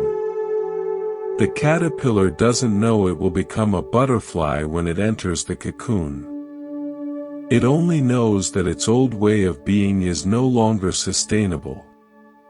Trust that consciousness knows what it's doing, even when your mind can't make sense of the process. But also remember that seeking support isn't a sign of spiritual weakness. Therapists, trusted friends, spiritual directors, support groups, these resources can provide essential guidance during times of transformation. The hermit's path isn't the only path, and isolation can sometimes deepen crisis rather than resolve it. What feels like an ending might be the beginning you've been unconsciously preparing for your entire life. What seems like failure might be liberation from success that was never truly yours. What appears to be falling apart might be falling together in a way you couldn't have imagined or planned. This breaking open is making space for something beautiful, something more authentic, more compassionate, more aligned with your deepest truth. The phoenix rises not because the fire was pleasant, but because fire was necessary for transformation. And you have everything within you needed to rise as well. What if you stopped fighting and started dancing? What if instead of bracing against life's rhythms, you learned to move with them? What if the very thing you've been resisting is actually trying to partner with you in the most beautiful dance you've ever experienced? This shift from resistance to flow happens through two of Buddhism's most transformative practices, gratitude and surrender. Not the superficial kind that pretends everything is perfect, but the deep recognition that even in difficulty, life is offering something valuable. Not the defeated kind that gives up hope, but the wise understanding that working with reality is more effective than fighting against it. Gratitude in Buddhist practice isn't about forcing positivity or denying problems. It's about training your awareness to notice what's actually present alongside the challenges. When you're going through a difficult time, gratitude doesn't mean pretending to be thankful for the pain. It means recognizing the friends who show up, the strength you're discovering, the insights emerging from struggle, the simple fact that you're still breathing and capable of growth. A woman going through a messy divorce described how gratitude practice saved her sanity. "I was consumed with anger and hurt," she said. "My therapist suggested I write down 3 things I was grateful for each day, and I thought it was ridiculous. But I tried it anyway, starting with the most basic things. The first week, my list was things like, I have coffee and my dog still loves me," she laughed. "But gradually, I started noticing more. I was grateful for my lawyer's competence, for friends who listened without judgment, for my own resilience." The practice didn't eliminate her pain, but it prevented the pain from consuming her entirely. This is gratitude as spiritual technology, a practice that literally rewires your brain to notice abundance alongside scarcity, beauty alongside difficulty, support alongside challenge. Consistently focusing on what you appreciate creates new neural pathways that make positive recognition more automatic and natural. But gratitude becomes truly powerful when paired with surrender. The art of letting go of how you think things should be and working with how they actually are. Surrender isn't giving up or becoming passive. It's recognizing that your resistance to reality often creates more suffering than the reality itself. It's choosing to dance with circumstances rather than fight them. A farmer whose crops were destroyed by an unexpected flood could have spent months raging against the weather. Instead, he used the experience to learn about crop insurance, soil management, and alternative farming methods. I couldn't control the flood, he said, but I could control how I responded to it. His surrender to what had already happened freed up energy to focus on what he could still influence. This is surrender as strength, not weakness. It takes tremendous courage to stop fighting reality and start working with it. It requires faith that life has an intelligence larger than your personal preferences. It demands trust that even when you can't see the bigger picture, there is one. Buddhism teaches that reality has its own rhythm, like music with natural pauses, crescendos, and transitions. When you try to force a different tempo, you create discord. When you learn to sense the underlying beat and move with it, everything becomes easier and more harmonious. Sometimes life asks you to speed up, sometimes to slow down, sometimes to rest completely. Wisdom lies in sensing which rhythm is needed and responding accordingly. A musician described learning this principle through years of performance. Early in my career, I tried to control every aspect of my concerts, she said. If something went wrong, I would get tense, and the whole performance would suffer. Over time, she learned to view unexpected moments as opportunities for improvisation rather than disasters. This fluidity transforms how you approach challenges in daily life. When traffic is heavy, instead of stressing about being late, you can use the time for reflection or simply breathing. When plans fall through, instead of seeing failure, you can explore what new possibilities are opening. When people don't behave as you expect, instead of trying to control them, you can practice acceptance and adjust your own response. The practice of surrender begins with small releases throughout your day. Notice when you're holding tension in your body and consciously soften. Observe when you're gripping mentally to specific outcomes and practice loosening that grip. Pay attention to when you're fighting with what's already happened and choose to accept it instead. These micro-surrenders train you for the larger releases that life will inevitably require. Perhaps the most profound aspect of gratitude and surrender is how they work together to create what Buddhists call equanimity, the ability to remain centered regardless of circumstances. When you're grateful for what's present and surrendered to what's changing, you develop an unshakable peace that doesn't depend on external conditions. A woman caring for her mother with Alzheimer's discovered this during the most challenging period of her life. Some days were heartbreaking, she said. But I learned to find moments of gratitude even in the difficulty. For my mother's occasional smiles, for caregivers who showed genuine compassion, for my own capacity to love unconditionally. And I had to surrender my expectation that my mother would remain the person she'd always been. She continued, when I stopped fighting the disease and started meeting my mother wherever she was that day, our relationship became peaceful again. Different, but still beautiful.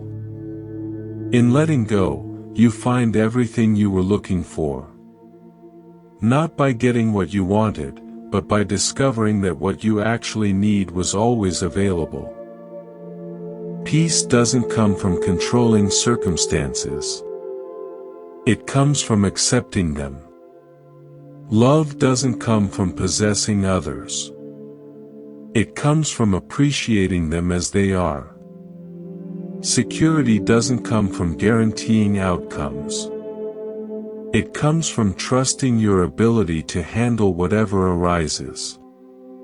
The dance between gratitude and surrender creates a life of grace rather than struggle. You appreciate what's present while remaining open to what's changing. You work toward goals while holding them lightly.